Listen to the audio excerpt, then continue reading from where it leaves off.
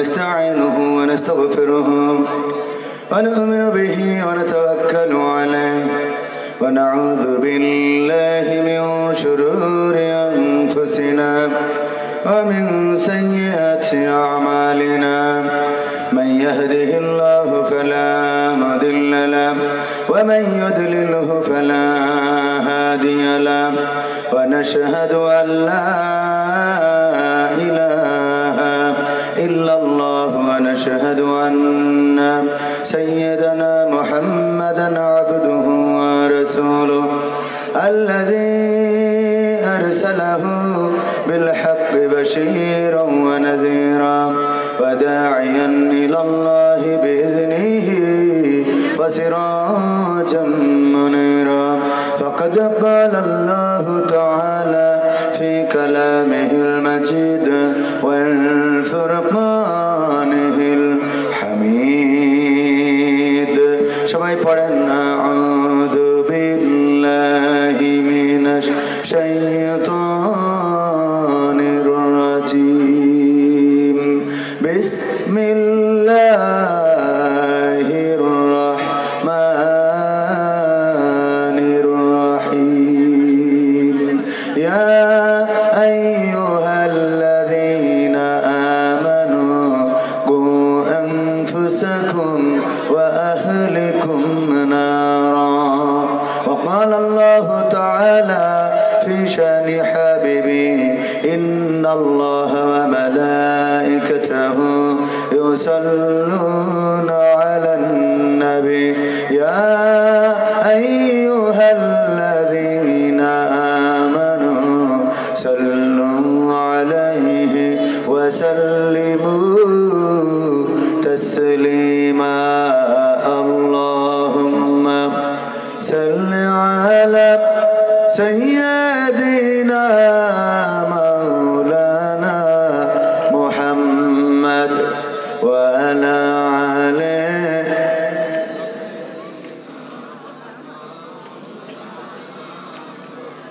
নবীর নামে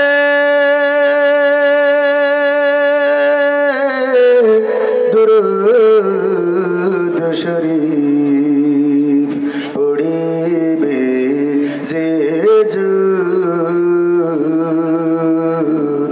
তার জন্য যে হারাম হবে জাহান্নামের আগুন আল্লাহুম্মা সাল্লি আলা সাইয়্যিদিনা মাওলানা মুহাম্মদ ওয়া আলা আলি সাইয়্যিদিনা এসো হে রাসূল আবার ফিরে আমাদের মাঝে নতুন করে খুতবা দিতে কাবার মিনার পরে আল্লাহুম্মা সাল্লি আলা সাইয়্যিদিনা মাওলানা মুহাম্মদ ওয়া আলা আলিহি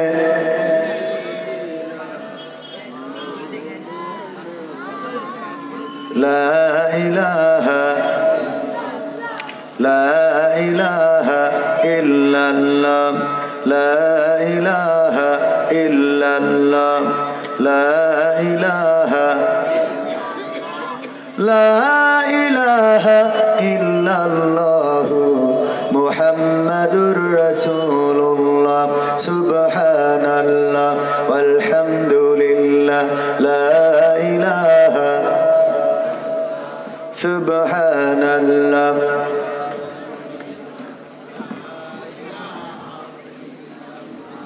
সুবহানাল্লাহ ওয়ালহামদুলিল্লাহ লা ইলাহা ইল্লাল্লাহ মুহাম্মাদুর রাসূলুল্লাহ সাল্লাল্লাহু আপন আপন বলিস কারে কেউ তো আপন হয় না। আপন আপন বলিস কারে, কেউ তো আপন হয় না। স্বার্থ ছাড়া এই ভুবনে আপন তো কেউ রয় না। স্বার্থ ছাড়া এই ভুবনে আপন তো কেউ রয় না। আপন আপন বলিস কারে, কেউ তো আপন হয় না। আপন আপন বলিস কারে, কেউ তো আপন হয় না। স্বার্থ ছাড়া এই ভুবনে আপন তো কেউ রয় না। স্বার্থ ছাড়া এই ভুবনে আপন তো কেউ রয় না। চোখ বুঝিয়া ভাবর মন কে তোর আপন জন। ভালোবাসা পাওয়ার জন্যে আছে কি কারণ? চোখ বুঝিয়া ভাবো মানুষ কে তোমার আপন জন। ভালোবাসা পাওয়ার জন্যে আছে কি কারণ?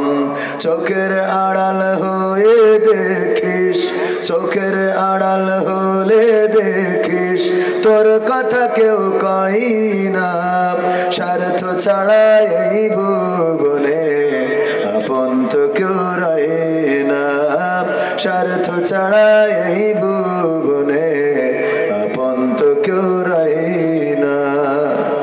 কার জন্যে তোর ভালোবাসা টাকা ঘরার বাড়ি, মরার পরে কবরেতে রাখবে তাড়াতাড়ি। কার জন্যে এই ভালোবাসা টাকা ঘরার বাড়ি, মরার পরে কবরেতে রাখবে তাড়াতাড়ি। বিনা লাভে বন্ধুরে কেউ, বিনা লাভে বন্ধুরে কেউ তুলার বোঝাও বহিনা। স্বার্থ ছাড়া এই ভুবনে আপন তো কেউ রয় না। স্বার্থ ছাড়া এই ভুবনে আপন তো কেউ রয় না।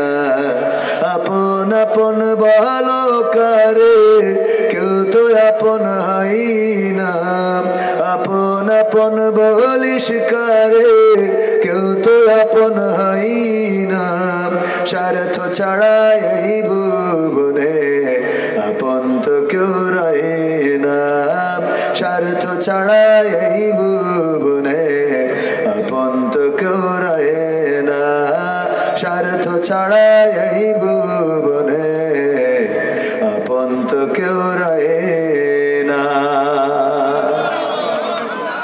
ঠিক না বেঠে? সবাই স্বার্থের পিছনে দৌড়ায়। স্বার্থ যখন থাকে না তখন তাকে আর কেউ ডাকে। স্বার্থ যখন পায় না তখন তাকে আর খোঁজে না। যতদিন স্বার্থ দিতে পারবেন ততদিন আপন বলে পাওয়া যাবে। এমনকি আজকে লাইলাতুল ফেব্রুয়ারি, ভ্যালেন্টাইন্স ডে।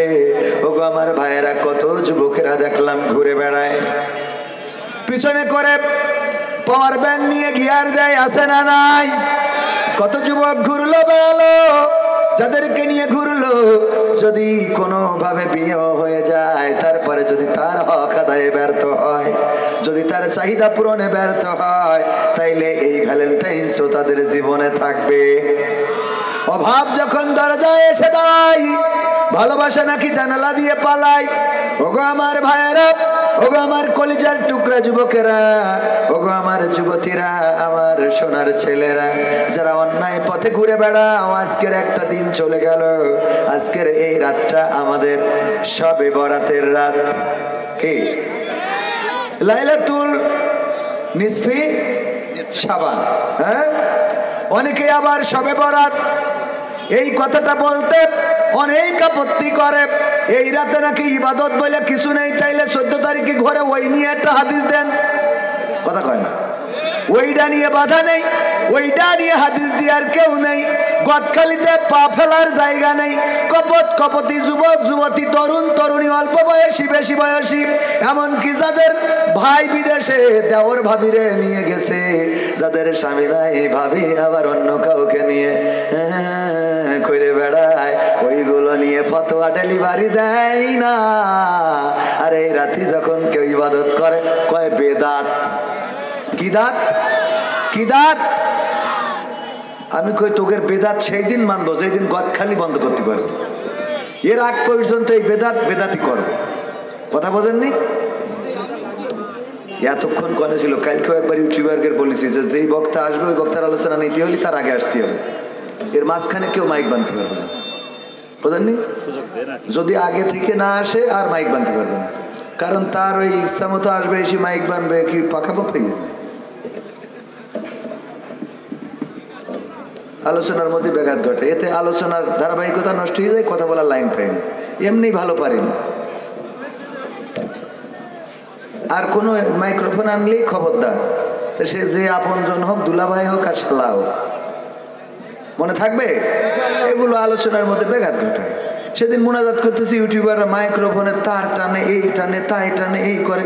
বললাম মুনাজাতের মধ্যে কেউ যদি সামনে খেটা খেটা করে না, ক্যামেরা ফেলে দেবো। ঠিক আছে না বাজান?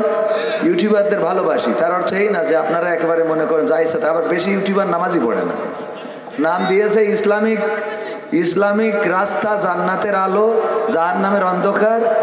হ্যাঁ, নামাজের খবর নেই, আছে না? নেই। আমার যুবকেরা, এ সোনা ছেলেরা, এরা কি ছাত্রলীগ না যুবলীগ আমি বুঝতেছি না। তোরা যদি আল্লাহর ওলি হয়েছে তাই বসা যাবে না? শোনা আমার শোনা, এনে বসলি কোনো অসুবিধা আছে? এনে বসলি পুলিশই ধরে নিয়ে যাবে? পুলিশই তো ধরে নিয়ে যাবে, কি মারতেছে না, এরম করে লাঠি দিয়ে হুটাফাটা করতেছে, তাই দৌড় মারছে। দেখেছেন না আপনারা? গত কয়েকদিন আগে পুলিশ আমাদের দাঁড় করালো 0 পয়েন্টে। পরে চিনার পরে বলতেছে কবির বিন সামাদ ভাই আপনাকে চিনি, আলহামদুলিল্লাহ। ভাই একটু বলবেন যে পুলিশের ব্যাপারে যেন মানুষের যে নেগেটিভ ধারণা আছে এটা যেন পজিটিভলি নেয়। আমাদের ব্যাপারে একটু ইমেজ সংকট, এই ইমেজটা একটু পুনরুদ্ধার করে দিবেন। আমি বললাম ইমেজ যদি পুনরুদ্ধার করতে হয় তাহলে আপনাদের ভালো কাজ করতে হবে, ঠিক না বেঠিক? যেহেতু আপনাদের গায়ে গু লেগেছে, কাদা একটু বেশি করে মাখাতে হবে, মাখাই ওইটা ঢাকতে হবে, ঠিক কিনা?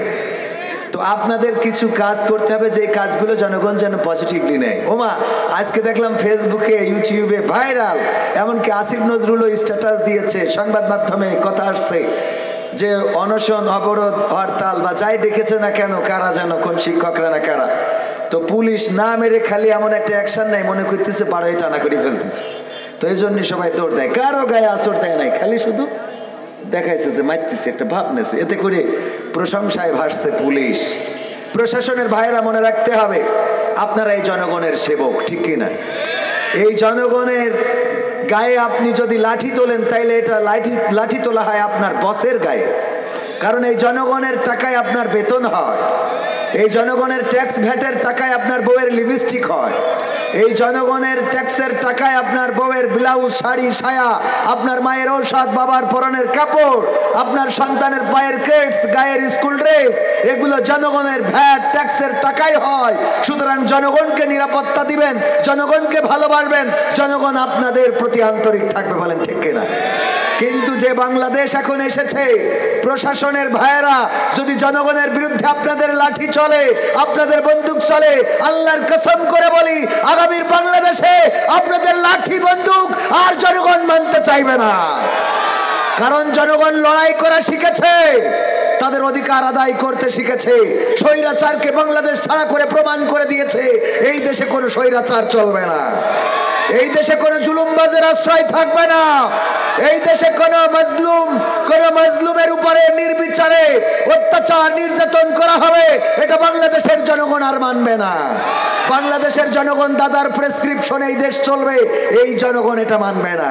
দাদার দেশের প্রেসক্রিপশন দিয়ে বাংলাদেশে কোনো চিকিৎসা হবে না, আবার ওই ডাক্তারি চিকিৎসা না, মানে দেশের আইন কানুন, বুঝেছেন কিনা? অনেকে আবার বলে বসবে যে তাইলে মেডিকেল ভিসা নিয়ে যায়, ওটা তো যাবে, ওটা সমস্যা নেই। তারপরেও যদি তারা আমাদের ভিসা না দেয়, আমাদের ভারতে যেই চিকিৎসা নিতে হবে এমন কোনো কথা না, মনের বিশ্বাসে যায়, বিশ্বাসে মিলাই বস্তু তর্কে বহুদূর। যার আবুল হায়াত শেষ হয়ে যাবো, আমেরিকায় গেলেও মারবে, কথা কয় না, ঠিক না বে ঠিক? মনে যখন সান্ত্বনা পায় না তখন মনে করে যায় একটু ভারতে দেখায় আসি, ওই দেখি কয়দিন ওই হোমিওপ্যাথি খেয়েও মানুষের কাজ হয়, মনে মনে কাজ হয়, কয়দিন পরে জাত হয়, কথা কয় না। হুজুরের কাছে পানি পড়ায়নি, খেয়ে মনে করে হ্যাঁ খুব কাজ হচ্ছে, এরকম আছে না নাই? পাগল হুজুর দোয়া শিখাইলো বড় লোক হওয়ার দোয়া, কোন দোয়া পড়লি বড় লোক হওয়া যায়, এবার ওয়াজ করি 50,000 টাকা না নিলে দিন চলে না, কথা কয় না। বড় লোক হওয়ার দোয়া এটা পড়লি বড় লোক হতে পারবে, আবার ওয়াজ করি ওনার টাকা কম দিলি মাথা খারাপ হয়ে যায়, তো ও দোয়া পড়লি তো কভার হয়ে যায়, ঠিক না বে ঠিক? রাসূল সাল্লাল্লাহু আলাইহি সাল্লামকে স্বপ্নে দেখার দোয়া হুজুর শিখাচ্ছে। আমি বললাম কয়দিন আপনি স্বপ্নে দেখেছেন, এইটা আগে কোন তারপরে শেখ, কথা কয় না।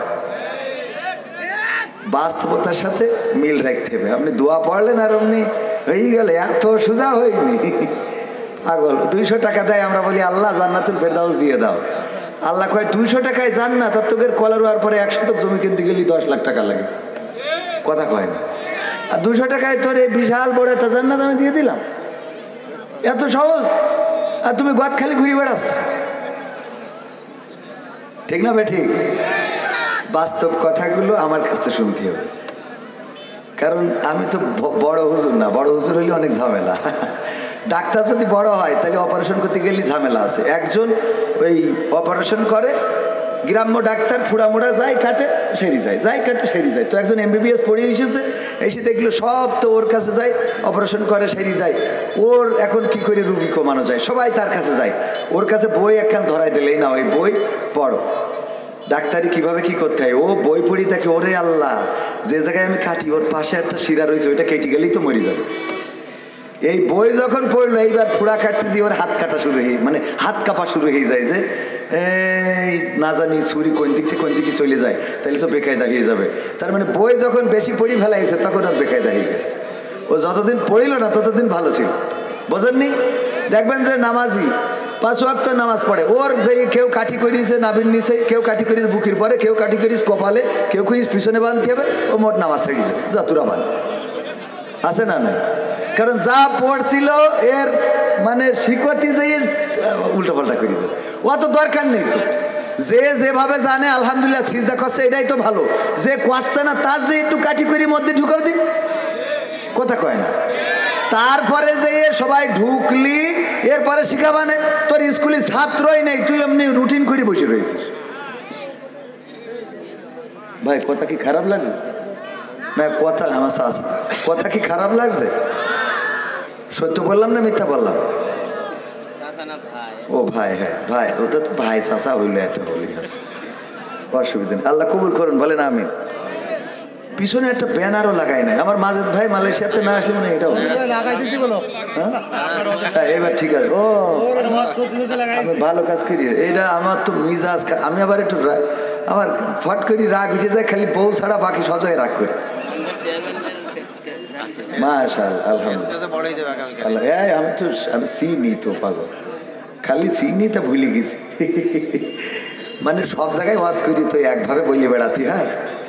ওই আমাকে ডানি ভাই তাকাই দেখতে হয়, এটা আওয়ামী লীগের হলে ওই লাইনে বলতে হয়, এটা বিএনপির হলে আরেক লাইন, জামাত হলে আরেক লাইন, মানে আমাকে তো সব লাইন ঠিক রাখা লাগে, তা না হলে আবার দাওয়াত দিবেন না। ওই এখন তো জামাত বিএনপি পাওয়ারে, যদি ওদের বিরুদ্ধে বলতাম তাহলে এখন আমার আর দাওয়াত হইতো। আবার যদি আওয়ামী লীগ ঘুরিয়ে আসে তাহলে সে জায়গাটা ঠিক করে রাখতে হবে না, যেন আবার যেন করি খাতে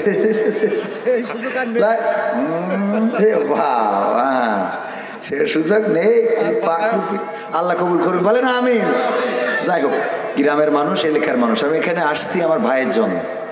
আব্দুল মাজেদ ভাই মালয়েশিয়াতে যতবার গিয়েছি, এয়ারপোর্টে যেয়ে ওনা যদি না বলেও যায়, এয়ারপোর্টে যেয়ে যদি বলি ভাই আমার তো রিসিভ করতে আসার কথা ছিল একজনের, সে তো বেকায়দায় পড়ে গেছে, আপনি একটু গাড়ি নিয়ে আসেন দিন, উনি ঠাস করে টান দিয়ে এয়ারপোর্ট থেকে নিয়ে যায়। এতটা উদার, এতটা ভালোবাসা, আন্তরিকতা, এবং গাড়ি আমার হাতে দিয়ে দেয়, নেন মালয়েশিয়ায় ঘুরে বেড়ান, দেখেন না ভাই, একেবারে আলহামদুলিল্লাহ। ওনার দামি দামি গাড়ি মালয়েশিয়ায়, সেইগুলো ওখানে দিয়ে দেয়।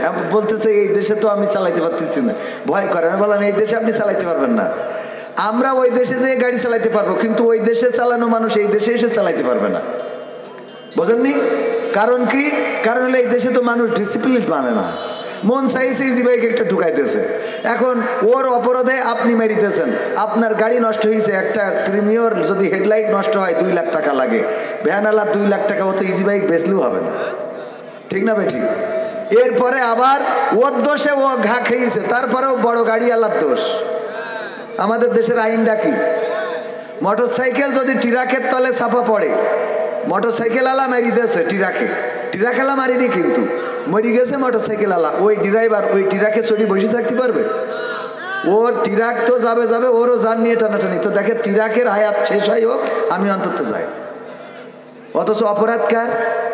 বাইক আলার পিছনে পাওয়ার ব্যাংক একটা নিয়ে এই ট্রাকে মেরি, একটা পাতালে একটা হাসপাতালে, ঠিক না ভাই? ঠিক। এরপরে দোষ কার? ট্রাক আলা। দোষ কার? বাস আলা।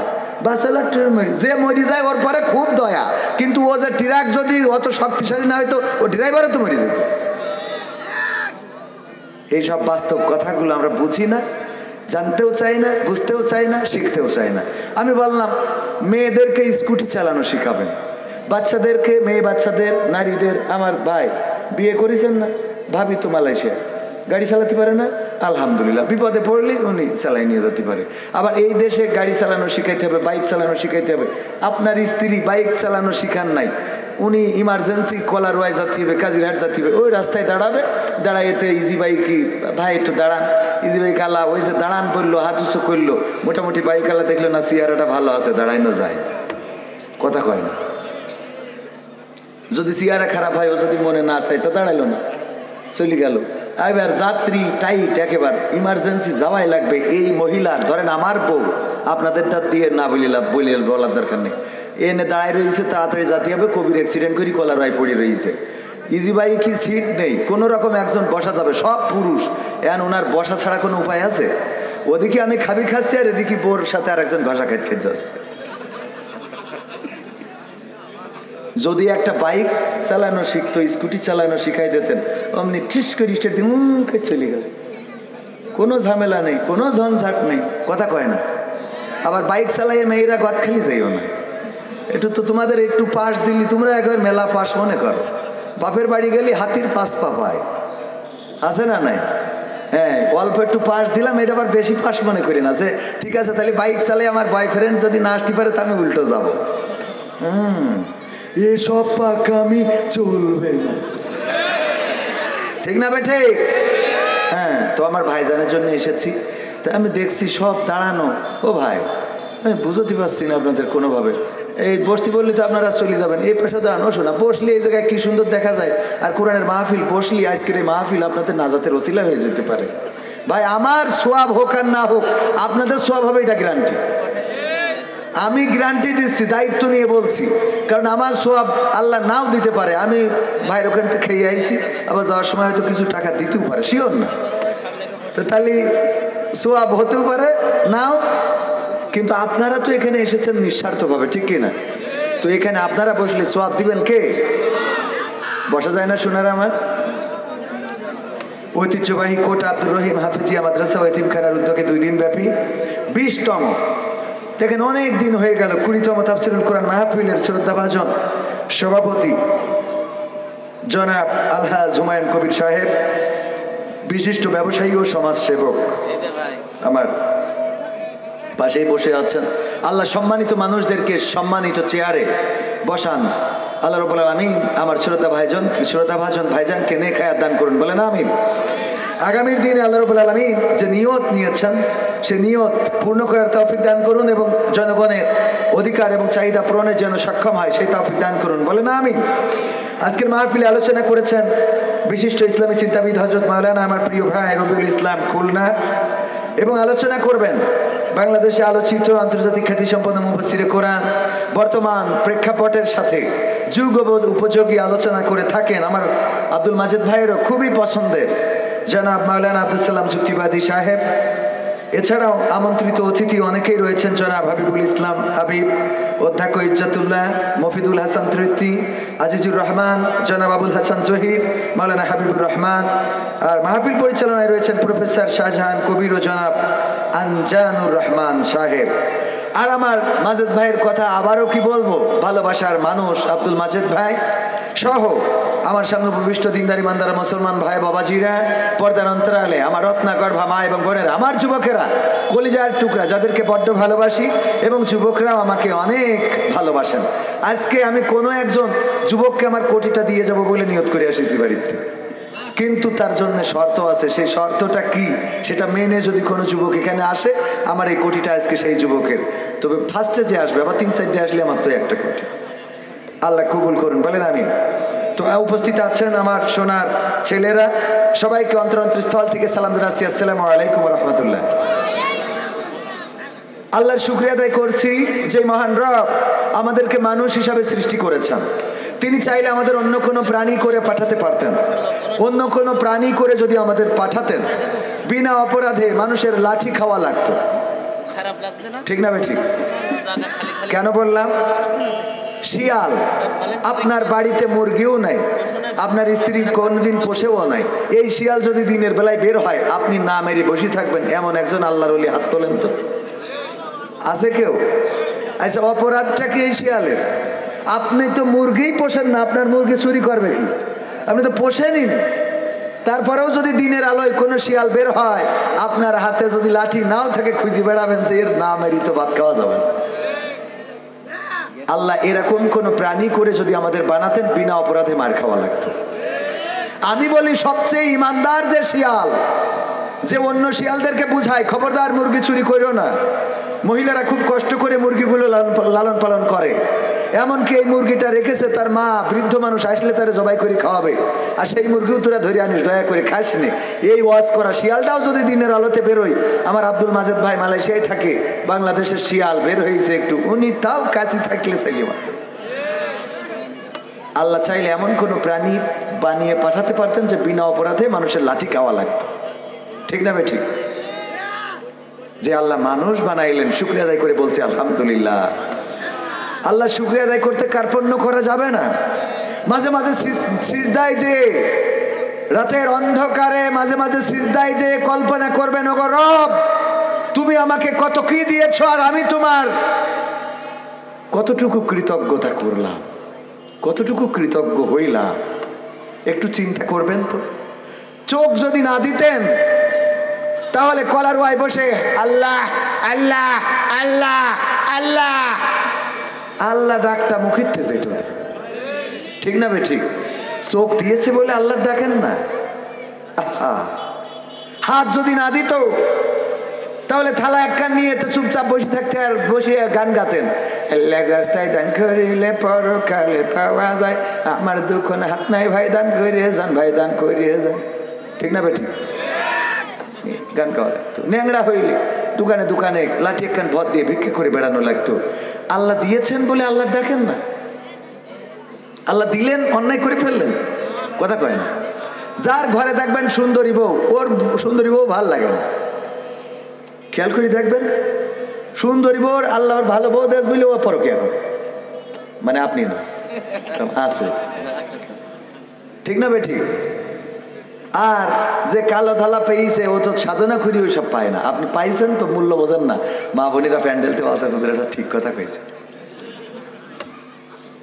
আবার মা বোনেরাও মাথায় রাখতে হবে, যেটা পাইছেন আল্লাহ অনেকের তো স্বামীই ভাগ্যে দেয়নি, দেশে অনেক কিছু সমস্যা। হ্যাঁ, আল্লাহ আপনার একটা স্বামী দেশে, সন্তান দেশে, এর জন্য শুকরিয়া আদায় করার দরকার আছে না নাই? বলেন আলহামদুলিল্লাহ। আল্লাহর শুকরিয়া আদায় করতে যারা কার্পণ্য করে, আল্লাহ তাদের নিয়ামতকে সংকুচিত করে দেন। আর আল্লাহর শুকরিয়া যারা আদায় করে, আল্লাহ রাব্বুল আলামিন পবিত্র কোরআন দিয়ে বলেছেন আল্লাহ তার নিয়ামত বাড়িয়ে দেন, বলেন সুবহানাল্লাহ। সুতরাং আল্লাহর শুকরিয়া আদায় করেন, নিয়ামত পাবেন, এত নিয়ামত প্রাপ্ত হবেন। আমি আর মাজেদ ভাই, আব্দুল মাজেদ ভাই একই দেশের মানুষ। ছায়াপুন ডুডুর মালয়েশিয়া, ডিয়াপুন ডুডু মালয়েশিয়া, ডিয়াপুন কিরজাসানা, ছায়াপুন ডুলু বট কিরজাসানা, বুঝতে হ্যাঁ। Sekarang saya sini dia ada sana lah. Tuhan bagi tinggi sikila, alhamdulillah. Kita apa saya ada janggut, ada topi, ada panjabi, dia apapun ada. Paham kan? Ada dulu duduk Malaysia, orang ada depan, angkat tangan, berapa orang tengok? Angkat tangan, 1, 2, 3, 4, 5, 6 orang. Ada banyak orang. Ayo orang ada paham kan? Paham kan? Alhamdulillah. Kenapa saya sana duduk pun saya cerita Islam lah, mana-mana pi saya cerita Islam. Dia cari duit saja. Dia cari কি? মালয়েশিয়ায় সে শুধু টাকা খুঁজে বেড়াইছে, আর আমি যখন মালয়েশিয়ায় ছিলাম সেখানেও হুজুরগিরি করে বেড়াতাম। এজন্যই উনি এখনো টাকা ইনকাম করছে আর আমি অস্করি খাচ্ছি, বুঝেননি? আপনি যে রাস্তায় হাঁটবেন আল্লাহ সেই রাস্তা আপনার প্রশস্ত করে দেবে, সুবহানাল্লাহ। আবার কি বললাম যে উনি তো আল্লাহর পথে, যে আমি দাড়ি রাখিছি, টুপি পরেছি, পাঞ্জাবি পরেছি, ওনার তো কিছু নেই, তো আজকে খাবেও বাকি করে। কারণ এগুলো তো রাখার, আল্লাহর ভালোবেসে, নবীর ভালোবেসে রাখার দরকার আছে না নাই? আল্লাহর পথে যতটুকু আগাবেন আল্লাহ আপনার পথটা প্রশস্ত করে দেবে, বলেন সুবহানাল্লাহ। এখন ভাই আর আমি ওখানে একসাথে ছিলাম, এখন ভাই আমার ভাড়া করে নিয়ে আসে, কথা কয় না। হ্যাঁ, এইটা করেন কে? এই জন্য আল্লাহর পথে, যুবকের আল্লাহর পথে আসতে হবে। তুমি আল্লাহর পথে এসো, এখন পালসার চালাও, তুমি RS না কি যেন, কি গাড়ি, R15, আমার নাম মন থাকে না। ওই আমি এখন উঠে আসলাম একটাই, ওতে উঠলেই ওর ঘাড়ে পর পড়তে হবে। আল্লাহ যেন কোনোদিন আমার বড় এরা মাটি পাই কি না উঠে। হ্যাঁ, কি স্যার? জিগ স্যার, একই গেট আপে। হ্যাঁ, একই গেট আপে। ও মানে এমন গাড়ি যে ভাই যদি ভাইয়ের ছোট ভাইয়ের বলে তোর ভাবির একটু হাসপাতালে নিয়ে যাবেন, ও তো নিয়ে যাই তো বেকায়দা হয়ে যাবে, ঠিক না বে ঠিক? এ কি শয়তানি গাড়ি কিনেছ কদিন। আমি চড়ি দেখলাম, আমি ইচ্ছে করছে ঘাড়ের পর উঠে উল্টো চাপতে পড়তে আসছে। হ্যাঁ না, ড্রাইভারের তো যাই করি তাই করে জড়াই ধরতে আসছে। হ্যাঁ, এ গাড়ি এত শয়তানি গাড়ি। আমি তো আমার এত বেকায়দা, আমি ও গাড়ি কিনবই না কোনোদিন, আল্লাহ মাফ করুক, বলেন আমিন। যাই হোক, এগুলো গ্রামের মানুষ, একটু আঞ্চলিকতা দিয়ে বললাম। তো সব মিলায়ে আল্লাহর শুকরিয়া আদায় করবো, এই জন্যে আল্লাহ আমাদের নিয়ামত বাড়িয়ে দেবেন। আবার বলেন আলহামদুলিল্লাহ। বোবা লোকে চলতে পারে, বলতে পারে না, পঙ্গু লোকে বলতে পারে, চলতে পারে না, কানা লোকে শুনতে পারে, দেখতে পারে না, কালা লোকে দেখতে পারে, শুনতে পারে না। তুমি যদি তাদের চেয়ে একটু ভালো থাকো, তবে কেন শুকরিয়াটা আদায় করো না? তবে কেন শুকরিয়াটা আদায় করো না? তবে কেন শুকরিয়াটা আদায় করো না? চোখ দুটো দিল দেখতে তোমার, শুনতে দিল কান, জিহ্বা দিল স্বাদ নিতে আর নাকে সুঘ্রাণ। চোখ দুটো দিল দেখতে তোমার, শুনতে দিল কান, জিহ্বা দিল স্বাদ নিতে আর নাকে সুঘ্রাণ। এবার তুমি ভেবে দেখো না, এবার তুমি ভেবে দেখো না কতটা সুখে তা। তবে কেন শুকরিয়াটা আদায় করো না? তবে কেন শুকরিয়াটা আদায় করো না? তবে কেন শুকরিয়াটা আদায় করো না? তবে কেন শুকরিয়াটা আদায় করো না? হাত দুটো দিল ধরতে তোমার, যখন যেটা চাও, যেথায় সেথায় যাওয়ার জন্যে দিলেন দুটি পাও। হাত দুটো দিল ধরতে তোমার, যখন যেটা চাও, যেথায় সেথায় যাওয়ার জন্যে দিলেন দুটি পাও। হৃদয়ে দিলেন প্রেম মমতা, হৃদয়ে দিলেন প্রেম মমতা, কেন যে বোঝো না? তবে কেন শুকরিয়াটা আদায় করো না? তবে কেন শুকরিয়াটা আদায় করো না? তবে কেন শুকরিয়াটা আদায় করো না? তবে কেন শুকরিয়াটা আদায় করো না? সুখের সমাজ গড়তে দিলেন আল কোরআনের বাণী, পথের দিশাই দিয়েছেন রাসূল আমরা সবাই জানি। সুখের সমাজ গড়তে দিলেন আল কোরআনের বাণী, পথের দিশাই দিয়েছেন রাসূল আমরা সবাই জানি শ্রেষ্ঠ নবীর উম্মত মোরা শ্রেষ্ঠ নবীর উম্মত তোমরা কদর বোঝো না তবে কেন শুকরিয়াটা আদায় করো না তবে কেন শুকরিয়াটা আদায় করো না তবে কেন শুকরিয়াটা আদায় করো না তবে কেন শুকরিয়াটা আদায় করো না বোবা লোকে চলতে পারে বলতে পারে না পঙ্গু লোকে বলতে পারে চলতে পারে না কানা লোকে শুনতে পারে দেখতে পারে না কালা লোকে দেখতে পারে শুনতে পারে না তুমি যদি তাদের চেয়ে একটু ভালো থাকো তবে কেন শুকরিয়াটা আদায় করো না তবে কেন শুকরিয়াটা আদায় করো না তবে কেন শুকরিয়াটা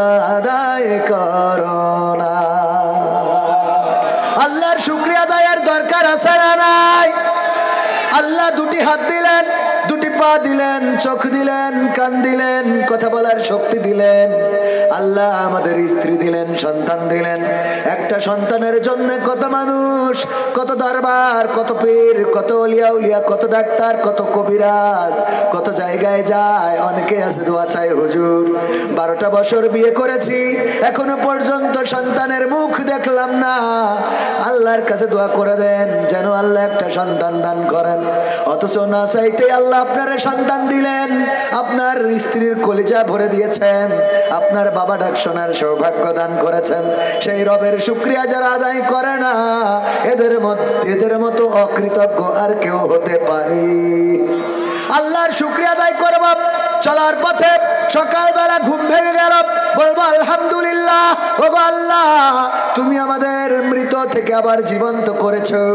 চাইলে এই ঘুমের ঘরে নিয়ে যেতে পারতে কত মানুষকে দেখেছি ঘুম দিয়েছে সকালবেলা আর জাগতে পারে নাই চিরজনমের মতো বিদায় নিতে হয়েছে সকালবেলা সূর্য উঠেছে পূর্ব দিগন্তে কলকে কলি পাখির কলকে কলিতে মুখরিত হয়েছে এই সমাজ এই দেশে এই বাজার ঘাটগুলো আবার জনগণে পরিপূর্ণ হয়ে গেছে জনগণের কোলাহল বেড়ে গেছে ওগো আমার ভাইয়েরা অথচ যে মানুষটা ঘুমালো ঘুম ভাঙলো না ওর আর কোনোদিন এই পৃথিবীর জমিনে দেখা যাবে না এভাবেই আমরাও একদিন চলে যাব বলেন ঠিক না বেঠিক যে আল্লাহ আমাদের ঘুম ভাঙিয়ে দেয় সেই আল্লাহর শুকরিয়া আদায়ের দরকার আছে না নাই আল্লাহর শুকরিয়া ঘুম ভেঙে উঠেই প্রথমে আল্লাহর শুকরিয়া আদায় করব আর শুকরিয়ার সবচেয়ে উত্তম মাধ্যম হলো নামাজ আদায় করা কি করা নামাজ আদায় করবেন বিয়ে করেছেন নামাজ আদায় করবেন প্রেমিকা আপনার চিঠি অ্যাকসেপ্ট করেছে নামাজ আদায় করবেন হ্যাঁ না খবরদার না হুজুরিল্লাহ তারপরেও আমি এটা বললাম কিসের জন্যে খারাপ কাজ করলেও শুকরিয়া আদায় করবেন আল্লাহর যে আল্লাহ আপনার শক্তি দিয়েছে অন্তত তা খারাপ কাজ করতে পারিছে কথা কয় না আল্লাহ যদি শক্তি না দিত যেমন ধরেন হাত নাই চুরি করতে পারবে জীবনে বাইক চুরি করতে পারবে হাত নাই তো বাইকে গিয়ার দেবে কেমনি গ্যাস দেবে পিক আপ ধরবে কেমনি ঠিক না তার মানে হাত পা যদি না থাকে তাইলে আপনি চুরিও করতে পারবেন না তো চুরি করতে গেলেও কি করতে হবে আল্লাহ শুকরিয়া যে আল্লাহ তুমি আমার তৌফিক দিছাও এই জন্য চুরি করতে পারলাম তুমি শক্তি না দিলে চুরি করতে পারতাম না বেশি করে খাইতে তো কথা কয় না তবে চুরি করা যাবে না এটা বোঝানোর জন্য বললাম যে খারাপ কাজ করলেও আল্লাহ তৌফিক না দিলে আপনি এই খারাপ কাজটাও করতে পারতেন না কথা কয় না এখন সাদাবাজি বেড়েছে না কমেছে বেড়েছে মানে কি কিছু লিগাল কিছু ইলিগাল দুইভাবেই টাইমতেছে তো এই যে সাদাবাজি করছেন তারও তো আল্লাহ শেখ হাসিনার ওই দেশে না পাঠাই দিলে টাকা নেতেন কি করে কথা কয় না ভয় করছে ঠিক না বেঠিক স্থানীয় সরকার নির্বাচন এটা নিয়ে অনেকের আপত্তি আছে আপত্তি করার কোনো দরকার নেই স্থানীয় সরকার নির্বাচন যদি আগে হয় তাহলে ভালো কারণ এমপি যদি জামাতের হয় জামাতরা চাবে সব চেয়ারম্যান যেন জামাতের হয় ঠিক না বেঠিক এমপি যদি আওয়ামী লীগের হয় আওয়ামী লীগ চাবে সব চেয়ারম্যান যেন আওয়ামী লীগের হয় এমপি যদি বিএনপির হয় বিএনপি চাবে সব চেয়ারম্যান যেন বিএনপির হয় শুধু তাই না আবার গ্রুপিংও আছে না নাই অনেক দলে তো যেই গ্রুপের লোক সে হিসাবে আমার গ্রুপের লোক যেন চেয়ারম্যান হয় এই জন্য এমপি ইলেকশনের আগে যদি চেয়ারম্যানই ভোট হয় তাহলে তো ভালো কথা কয় না গোলমাল কম হবে মারামারি কম হবে বোঝে না আমরা নিজেদের ভালো বুঝি না ডক্টর ইউনূস আছে বলে ওই যে ডোনাল্ড ট্রাম্প মোদির সাথে কি বলিছে আবার ওই যে কি একটা দিল্লি স্টার না কি আছে ডেইলি স্টার, হ্যাঁ ডেইলি স্টার, দিল্লি স্টার এবং প্রথম আলো, তাদের শিরোনামের কায়দা দেখলে মাঝে মাঝে মনে হয় শিরোনামে দেশে যে ডোনাল্ড ট্রাম্পকে বাংলাদেশ বিষয়ে প্রশ্ন করাতে বলেছে যে বাংলাদেশ মোদির হাতে ছাড়িয়ে দিছে। পাকা মনে মোদির হাতে বাংলাদেশ, বাংলাদেশ মোদির হাতে শুধু না, মোদির প্রেসক্রিপশন করা লোকও যদি জামাত ইসলামেরও হয় তারও নির্বাচিত এই দেশে করা হবে না। মোদি যদি বলে জামাত দল ভালো তাহলে বুঝে নেবো এই দল সমস্যা আছে, কথা কয় না। মোদি যার পক্ষে কথা বলবে আমরা বুঝে নেব সেই দল কোনোদিন দেশের পক্ষে না। সে যদি জামাতের পক্ষে বলে বলবো এই জামাতও দেশের পক্ষে না, যদি বিএনপির পক্ষে বলবো বিএনপি দেশের পক্ষে না, যদি আওয়ামী লীগকে বলে আওয়ামী লীগকেও বলবো দেশের পক্ষে না। কিন্তু দাদারা যেই দলের বিরুদ্ধে যাবে বুঝে নেব এই দল সঠিক পথে আছে, কারণ তারা আমাদের স্বাধীনতা সার্বভৌমত্বে বিশ্বাস করে। তারা চায় আমাদের দেশে তাদের কলম ঘুরাবে, আমাদের বর্ডারে জনগণের উপরে নির্যাতন চালাবে, নির্বিচারে হত্যাকাণ্ড চালাবে, তারা ইচ্ছা মতো যা ইচ্ছা তাই করবে। তারা পেঁয়াজ বন্ধ করে, গরুর রপ্তানি বন্ধ করে। দাদারা মনে করে আমরা মনে হয় খুব বিপদে পড়ে যাব। আমরা বলি আমাদের নেত্রী পেঁয়াজ ছাড়া রান্না শিখাইছে, তোদের পেঁয়াজ লাগবে না, ঠিক না বেঠে? পেঁয়াজ ছাড়া রান্না কে শিখিয়েছে? শেখ হাসিনা শিখিয়েছে, ঠিক না বেঠে? পেঁয়াজ ছাড়া রান্না আমরা পারি, সুতরাং পেঁয়াজ দিবা না অসুবিধা নেই, গরু দিবা না অসুবিধা নেই, আমরা কাঁঠাল দিয়ে গোশতের অভাব পূরণ করি, ঠিক না বেঠে? সামনে রোজার মাস, সৌদি আরব যদি বলে আমরা খেজুর দেবো না, পেয়ারা আর কুল দিয়ে বড়ই দিয়ে আমাদের ইফতার হয়ে যাবে। সব শিখা আছে, এখন খালি উন্নয়ন আর উন্নয়ন, ঠিক না বেঠিক? আল্লাহ কবুল করুন। আবার কিছু অপরাধ বাড়ছে, এই অপরাধ বাড়ার পিছনে কারণ আছে না নাই? খুন, গুম, ধর্ষণ, জেনা, চুরি, ডাকাতি অনেক কিছু বেড়ে গেছে আগের তুলনায়। কারণটা কি? কারণ হলো ওই যে জাহাঙ্গীর মেওয়ার গাজীপুরের ফাঁস করে দিয়েছে যে দিনের ঢাকায় যদি আমরা ঘুরতে না পারি, রাতের ঢাকায় কাউকে ঘুমাতে, শুনেছেন না আপনারা? যে দিনের ঢাকায় যদি আমরা ঘুরতে না পারি, রাতের ঢাকায় কাউকে আরামে ঘুমাতে দেব না। তারা শুধু ঢাকা নয়, গ্রামগঞ্জে পর্যন্ত কাউকে শান্তিতে থাকতে দিতে চায় না। কারণ তাদের উদ্দেশ্য হলো, আল্লামা সাইদি বলেছিলেন যে একবার এক কাফন চোর মারা যাওয়ার সময় তার সন্তানদেরকে বলল, আমি মারা যাওয়ার পরে তোমরা এমন কিছু করবা যাতে করে যেন মানুষ আমাকে অন্তত ভালো বলে। কাফন চোরের সন্তানেরা সে মারা যাওয়ার পরে সবাই আবার কাপন চুরি করা শুরু করলো। বললো ওর বাপ যা ছিল এরাও তাই কাপন চুরি করে, তো দেখে আব্বারে তো কেউ ভালো কয় না, এবার কাপন চুরি ছেড়ে দিয়ে নামাজ পড়া শুরু করলো। নামাজ পড়ে, কয় নামাজ পড়লে কি হবে? ও কইলো কাপন চোরের ছেলেরা, কাজ ছেলেরা তাই ভালো কাজ করি বেকায়দা না। এর থেকে আরো ভালো কাজ করা শুরু করলো। প্রতি ওয়াক্ত নামাজের টাকা পয়সা নিয়ে যেয়ে কিছু জিলেপি, খুরমা এইসব তাবারক দিতে থাকলো। কয় কে দেশে খিচুড়ি, কয় যে ওই কাফন চোরের ছেলেরা দেশ। তাহলে কি বাপের ভালো বললো? বললো না। এরপরে চিন্তা করলো আরো ভালো কাজ করি, মাঝে আব্দুল মাজেদ ভাইয়ের মতো টাকা পয়সা দান করে, হাফিজে কোরআন যারা গান গায় 1000, 2000 টাকা, 5000 টাকা মারি দেয়। বলছে যে কারা দেশে? বলছে এই টাকা দেয়, এত টাকা কার? ওই যে দান করে। বলছে ওই যে কাফন চোরের ছেলের। বেকায়দা না? মানে যাই করে কাপন চুরি। ওরা চিন্তা করলো তো ভালো কাজ করেও লাভ হচ্ছে না, তাহলে আবার কাপন চুরি করি। কয় দেখি যাও কাপন চোরের ছেলেরা আবার ঘুরে জায়গায় এসেছে। তাও আব্বারে ভালো বলে না। এবার সিদ্ধান্ত নিল আর কোনো কাফন চুরি শুধু না, এর সাথে আর একটু এক্সট্রা কাজ করতে হবে। কি করতে হবে? কাফন তো চুরি করবো, সাথে লাশটা তুলি কোলারো আর মোড়ের মাথায় বাঁশ ভরি টেঙাই দেবো। এইবার কাফন কবরের কাফন তো চুরি করে লাশটা তুলে পাশার মধ্যে একটা বাঁশ ঢুকিয়ে কলারো আর ওই চৌরাস্তার মাথায় টেঙাইতো। মানসি বলা শুরু করলে এগের থেকে তো এগের বাপ ভালো ছিল, বোঝেননি? এদের থেকে তো এদের আব্বা ভালো ছিল। ওদের আব্বা তো খালি কাফন চুরি করতে, এরা বাঁশ ঢুকাইয়ে মোড়ের মাথায় টানাইতে হচ্ছে। ওরা বলতেছে আলহামদুলিল্লাহ, আল্লাহ এতদিন পরে আব্বার ওসিয়াতটা পূরণ করতে পারলাম। ওরাও খুশি। কেন বললাম? এই দেশে অরাজকতা, অশান্তি, একের পর এক আন্দোলন।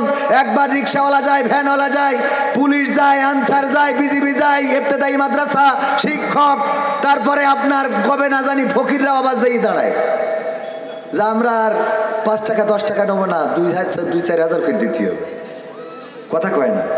আন্দোলন শুধু না, এখানে হামলা ওখানে হামলা, এই জায়গা ভাঙচুর ওই জায়গা ভাঙচুর, বাড়িতে আগুন দেওয়া, এইগুলো করে এই দেশে এমন একটা পরিস্থিতি তৈরি করতে চায় যাতে করে মানুষ যেন বলে আগেই তো ভালো ছিলাম। কথা বোঝেননি? যেন বলে আগেই তো ভালো ছিলাম। সম্মানিত ভাইয়েরা, তো সব মিলায়ে আপনাদের মাথায় রাখতে হবে যে এই সমাজে এখনো ষড়যন্ত্র থেমে যায় নাই। ষড়যন্ত্রকে প্রতিহত করার জন্য আমাদের অন্তত সজাগ দৃষ্টি রাখতে। প্রশাসন যেমন ইমেজ সংকটে ছিল, ভালো কাজ করলে তারা ইমেজকে পুনরুদ্ধার করতে পারবে। আমি ওই দিন প্রশাসনকে স্পষ্ট করে বলেছি, জনগণের প্রতি আপনাদের যে দায়িত্ব এবং কর্তব্য আছে, যদি দায়িত্ব এবং কর্তব্য যথাযথভাবে পালন করেন তাহলে জনগণ আপনাদেরকে অবশ্যই সম্মান করবে। আর দায়িত্ব কর্তব্য পালনে যদি ব্যর্থ হন তাহলে 5 তারিখে যেমন থানায় থানায় হামলা করে পুলিশ বাহিনীকে বিভিন্নভাবে হেনস্থা করেছে, এই বাংলার জনগণ আবারও তারা আইন হাতে তুলে নিতে বাধ্য হয়ে যাবে। কারণ বাংলাদেশের জনগণের রক্ত পানি করা টাকায় মাথার ঘাম পায়ে ফেলে, রিকশার প্যাডেলে পা রাখে, বৃষ্টিতে ভেজে রোদ্রে পড়ে, আর আপনাদেরকে ট্যাক্স প্রদান করে বেতন প্রদান করে সেই টাকা পয়সা নিয়ে আমার জনগণকে গুলি করবেন, নিরস্ত্র আবু সাইদের বুকে গুলি চালাবেন, আমার শান্ত মুগ্ধকে শহীদ করবেন, আলেম ওলামার হাতে হাত কড়া পরাবেন, আল্লামা সাইদিকে জেলে ভরবেন, তাকে ইনজেকশন পুশ করে শহীদ করবেন, ইসলামী আন্দোলনের নেতাদেরকে ফাঁসির কাস্টে ঝুলাবেন। বাংলাদেশের জনগণ এই জাতীয় বিচার আর মেনে নিবে না।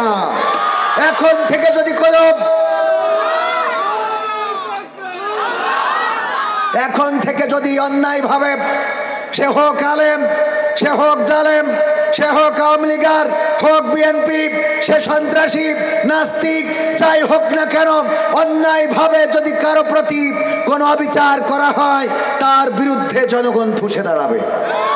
কারণ অন্যায়ভাবে কোনো আওয়ামী লীগ, কোনো বিএনপি, কোনো নাস্তিক, কোনো হিন্দু, কোনো বৌদ্ধ, কোনো খ্রিস্টান, এমনকি একটা কুকুরের প্রতি অবিচার করা যাবে। ওমর রাদিয়াল্লাহু তাআলা আনহু বলেছেন, আমি যেহেতু এই রাষ্ট্র ক্ষমতায়, ওগো আমার নাগরিকেরা শুনে নাও, আমি যতদিন রাষ্ট্র ক্ষমতায় আছি, যদি ফোরাত নদীর তীরে কোনো একটা কুকুরও না খেয়ে অভুক্ত অবস্থায় মারা যায়, ওই পরকালের ময়দানে আমি ওমরকে সেটার জন্য জবাবদিহিতা করা লাগবে। যদি একটা কুকুরও না খেয়ে মারা যায়, রাষ্ট্রের প্রধান কতটা ভয়ে থাকেন। একবার একজন ব্যক্তি ওমর রাদিয়াল্লাহু তাআলা আনহুর কাছে গেল একটা ফতোয়া জানার জন্য, যে শুনলেন ওমর রাদিয়াল্লাহু তাআলা আনহু গিয়েছেন পানি আনার জন্য। জিজ্ঞাসা করলেন কোন রাস্তায় গিয়েছেন, বলল এই তো এই রাস্তায় গিয়েছে। সেই রাস্তায় রওনা করলেন, পথিমধ্যে দেখা হয়ে গেল ওমর রাদিয়াল্লাহু তাআলা আনহু একটা পানির পাত্র কাঁধে করে নিয়ে আসছেন। লোকটি সালাম বলে বললেন, ওগো ওমর, এসেছিলাম আপনার কাছে একটা বিষয়ে ফতোয়া জানার জন্য। বলল ফতোয়া কি? ফতোয়া জানতে চাই।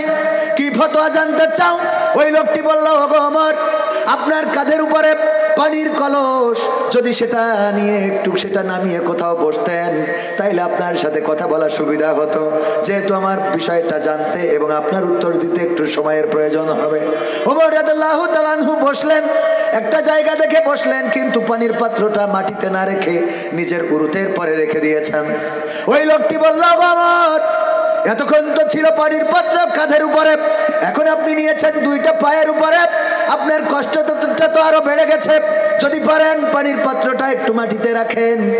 ওমর রাদিয়াল্লাহু তাআলা আনহু বললেন, ওগো নবীর সাহাবী, তুমি কি দেখতে পাচ্ছ না এই পানির পাত্রটা ভিজা অবস্থায় রয়েছে? এটা যদি এই মাটিতে রাখি, এই মাটিটা আমার না, এই জায়গাটা আমার না, এটার কোনো না কোনো মালিকানাধীন কারো। এখান থেকে আমার কলসের নিচেই, এই ভিজা কলসের নিচেই যদি কোনো মাটি লেগে আমার বাড়িতে চলে যায়, ওই মাটির হিসাব যদি আল্লাহ পরকালের ময়দানে আমার কাছে চায়, আমি কেমন করে দেব? আল্লাহ যদি বলেন, ওগো ওমর, অমুকের জমিনের মাটি তোমার কলসের নিচেই করে বাড়িতে নিয়ে এসেছিলে, আমি ওমর কেমন করে হিসাব দেব বলো দেখি। ওই লোকটি আর কোনো কথা না বলে ওনাকে সালাম দিয়ে রওনা করলেন। ওমর রাদিয়াল্লাহু তাআলা আনহু ডাক দিলেন, ওগো নবীর সাহাবী, তুমি কোন একটা ফতোয়া জানতে এসেছিলেন, কোন একটা ফতোয়া জানতে এসেছিলে, তুমি কোন একটা বিষয় আমার কাছে সমাধান নিতে এসেছিলে, কেন চলে যাও? বলল, গো ওমর, আমার বিষয়ের সমাধানটা পেয়ে গিয়েছি। আমি যেই নালিশ নিয়ে এসেছিলাম, যে বিষয়ে জানতে এসেছিলাম, সেটার উত্তর আমি পেয়ে গেছি। কেমন করে পাইলে? আমি তো এখনো উত্তর দিলাম না। ওই লোকটি বলল, আমি একটা জমি, অপর পক্ষের জমি কোনো না কোনো ভাবে আমি নিতে চাই। মনে হচ্ছে যে আমি তার প্রতি হয়তো অবিচার করে ফেলতেছি। এই জমি নিয়ে ঠিক হবে নাকি ঠিক হবে না, এই নিয়ে আমি আপনার কাছে এসেছিলাম। কিন্তু আপনি কলসের নিচেই করে মাটিটাও বাড়িতে নিতে চান না। যদি আল্লাহর বিচারের কাঠগড়ায় দাঁড়াতে হয়, আমি কেমন করে তার জমিটা ভক্ষণ করব? আমার বোঝা শেষ, এই জমি নেওয়া আমার জন্য উচিত হবে না। আর আমাদের চেয়ারম্যান, আমাদের এমপি, আমাদের মেম্বার, তাদের খাটের নিচেই সয়াবিন তেলের বোতল আছে না নাই? বিধবা ভাতার কার্ডগুলো শালীর নামে, আপনজনদের নামে, শাশুড়ির নামে এমনি ভাবে দিয়ে দেয়। আবার অনেকের নাম আলাদা, আইডি আলাদা, ফোন নাম্বার একটা। স্কুল থেকে টাকা দিলে সরকার, নাম আইডি আলাদা, ফোন নাম্বার বিকাশ নাম্বার একটা। এক চেয়ারম্যান একই বিকাশ নাম্বার দিয়ে দিয়েছে, মানে ওদের আইডি দিয়ে টাকা ঢুকবে চেয়ারম্যানের অ্যাকাউন্টে। সুবহানাল্লাহ, ও নাউজুবিল্লাহ। আছে না নাই? ক্ষমতায় আসলে অনেকেই বলে আঙ্গুল ফুলে কলা গাছ হয়, আর আমি বলি কলা গাছ নয়, আঙ্গুল ফুলে বট গাছ হয়। কি গাছ? কলা গাছ তো একটা লিমিটের বাইরে যায় না। কলা গাছ দেখবেন যতই সার দেন মাটি দেন, ওর একটা লিমিট আছে, তার বেশি মোটা হবে। দয়া কলা গাছ একরকম মোটা, দয়া কলা আছে না, বিসি কলা, ওইটা একরকম মোটা, কাঁঠালি কলার একরকম মোটা। তারপরে ওই যে পাকা কলা, বিভিন্ন নাম আছে। এই কলাগুলোর কলা গাছগুলোর একরকম মোটা। এক একটা কলার গাছ এক এক রকম মোটা, এর বাইরে আর যায়। একই জাতের দেখবেন যে জাতের কলা, ছোট ছোট গাছ, বড় বড় খান। এই কলা গাছ আপনি যতই সার মাটি দেন, ও 5 হাত লম্বা হবে? হবে না। আবার যেটা দয়া কলা গাছ, ওর যদি আপনি ছোট বানাতে চান, ও ছোট হবে, ও আগে লম্বা হবে, তারপরে ও বিসি কলা দেবে। ঠিক না বে ঠিক? এই কলা গাছ হয়। আমি বলি না, কলা গাছ হইলে তো একটা পরিমাণ অর্থ উপার্জন করে আর কোনো অর্থ উপার্জন করতো না। কিন্তু এদের এমন হয়, বট গাছ যদি ছেড়ে দেন, দেখবেন যে ওই যে কালীগঞ্জে আছে 25 বিঘে জমির পরে নাকি একটা বট গাছ, মানে ওর যত সুযোগ দেবেন ও ডাল ছাড়বে আর বাড়তেই থাকবে। বলেন ঠিক না বে ঠিক? এই জন্য ক্ষমতায় যারা যায়, তারা আঙ্গুল ফুলে বট গাছ হয়ে যায়। তাদের সম্পদ শুধু কলারওয়ায় সীমাবদ্ধ থাকে না, তাদের সম্পদ শুধু সাতক্ষীরায় সীমাবদ্ধ থাকে না, তাদের সম্পদ খুলনায় সীমাবদ্ধ থাকে না, তাদের সম্পদ ঢাকায় সীমাবদ্ধ থাকে না, ইন্টারন্যাশনাল টাকাওয়ালা হয়ে যায়। বলেন ঠিক না বেটে? তাদের বাড়ি থাকে কানাডায়, বেগম পাড়ায়, তাদের গাড়ি থাকে দুবাই, আবুধাবিতে, সৌদি আরবে, তাদের মেয়ে পড়ে আমেরিকায়, ছেলে পড়ে লন্ডনে, তাদের চিকিৎসা নিতে হয় সিঙ্গাপুর, মাউন্ট এলিজাবেথে, পিকনিক করার জন্য যাইতে হয় কোথায়? থাইল্যান্ডে। আর রাজনীতি করার জন্যই থাকে শুধু কলার মায়। ঠিক না বেঠে? রাজনীতি করে কলার ওয়াই, ব্যবসা বিজনেস সব বাইরে, টাকা পয়সা গাড়ি বাড়ি সব বিদেশে, আমেরিকা, লন্ডন, সুইজারল্যান্ডের ব্যাংকে টাকা ঢুকিয়ে রাখে, বাংলাদেশের ব্যাংকেও না। আর রাজনীতি করে কলার ওয়াই এসে জনগণের ওরে দরদ দেখায়, জনগণের পাশে আছি, আমরা জনগণের সাথে আছি। হ্যাঁ, আমরা জনগণের সাথে আছি, অথচ জনগণ বিপদের সময় খুঁজে পায় না, জনগণের পাশে দাঁড়ায় না, জনগণ কোনোদিন তাদের নাগাল পায় না, কষ্টে থাকা মানুষগুলো কোনোদিন তাদেরকে খুঁজে পায় না। এমন অনেক নেতা আছে, ফটো সেশনের জন্য কিছু কম্বল, কিছু চাউল ডাউল দিয়ে কয়টা ছবি তুলি, তারপর চলে যায়। এরপরে আবার ওদের কাছ থেকে ওই মালগুলো ফেরত নেওয়া হয়। এই রেকর্ডও আছে না? নাই। শুধু এই রেকর্ড নয়, অনেক নেতা আছে, নেতার কথা কইতে গেলে আপনার দেখছি আর অনেক নেতা আছে, ভোটের আগে মাইক দিয়েছে মসজিদে, অথবা মসজিদে ইট কিনে দিয়েছে, এই করেছে তাই করেছে। দেখা যায় ভোটে নির্বাচিত হইতে পারেন নাই, মসজিদের মাইক খুলি বাড়ি নিয়ে যায়। কত বড় আল্লাহর ওলি! এই আছে না নাই? যারা পেপার পত্রিকা ঘাটেন তারা অন্তত দেখতে পাবেন এগুলো। ওগো আমার যুবকেরা, যারা আজকে গদখালিতে গিয়েছিলেন ভ্যালেন্টাইন্স ডে উপলক্ষে, যারা নারী নিয়ে ঘুরে বেড়িয়েছ, যারা পরকিয়া করো অথবা প্রেম করো, ভালোবাসা করো, অন্যায় করে বেরিয়েছ, তোমাদের ব্যাপারে বলতে চাই, আজকে যদি এইগুলো না করে আজকে নিসফি সাবান, এই নিসফি সাবানে যদি আল্লাহর কাছে কাটাকাটি করতে, যদি দুটি হাত তুলে আল্লাহর কাছে চাইতে, আল্লাহ যারে ভালো লাগে তুমি তারে দাও গো, আল্লাহ তারে না দিলেও তোমারে তার থেকে ভালো কিছু দিয়ে দিতে পারত। ঠিক না ঠিক? আর যারা ঘুরে বেড়াইছে আজকে 3 পিস তুমি কিনে দিলে তোমার বাইকের পিছনে ঘুরে বেড়াইছে, কিন্তু ওইটার যদি সরকারি পাত্র আসে রে, ফোন নাম্বার চেঞ্জ করেছো ওইলে যাবে রে। কথা কয় না, কারণ ড্রাইভিং তুমি করিছো, বেশি ড্রাইভারি নিজে করা যাবে না। ড্রাইভারি কিছু কার পরে ছেড়ে দিতে হবে? কার পরে? আল্লাহর পরে। আল্লাহ রাব্বুল আলামিন এর পরে ছেড়ে দিলে কি বলবেন বলেন? যে খালি আপনি শর্টফাট করে দিতেন এখানে বসে, খেয়াল কি লিখবেন? হ্যাঁ, তো ওগের কাগজ দিয়ে দেন, ওরা লিখে যা লিখে ওরা দেবেন, তা আপনারা খালি শুধু একবার নড়ছেন একবার শর্টছেন ই করছেন। স্থির হয়ে একটু থাকেন, একটু কথা বলতে দেন। এ লেখায় আইসে বলে দাম দিচ্ছেন না তো হয়? কি হবে বেঁচে থেকে অযথা বিদ্যা শিখে, যদি না গড়তে পারি শোষণবিহীন সমাজটাকে? কি হবে বেঁচে থেকে? কি হবে ছাত্র সেজে চুমু খেয়ে সনদ খানা, যদি হয় বিদ্যালয়টা পরিমণিদের আড্ডাখানা? কি হবে ছাত্র সেজে চুমু খেয়ে সনদ খানা, যদি হয় বিদ্যালয়টা সন্ত্রাসীদের আড্ডাখানা? এর চেয়ে মরাই ভালো, দেশ ছেড়ে যাওয়াই ভালো। এর চেয়ে মরাই ভালো, দেশ ছেড়ে যাওয়াই ভালো। কি হবে ধোকা দিয়ে বিবেকটাকে? কি হবে ধোকা দিয়ে বিবেকটাকে? কি হবে বেঁচে থেকে অযথা বিদ্যা শিখে, যদি না গড়তে পারি শোষণবিহীন সমাজটাকে? কি হবে বেঁচে থেকে? কি হবে যুবক নামের বোঝা হয়ে এই ধরাতে, সেখানে মা বোনেরা ধর্ষিতা হয় দিনে রাতে? ধর্ষণ আছে না নাই? আছে মানে কি? ধর্ষণ গণধর্ষণ।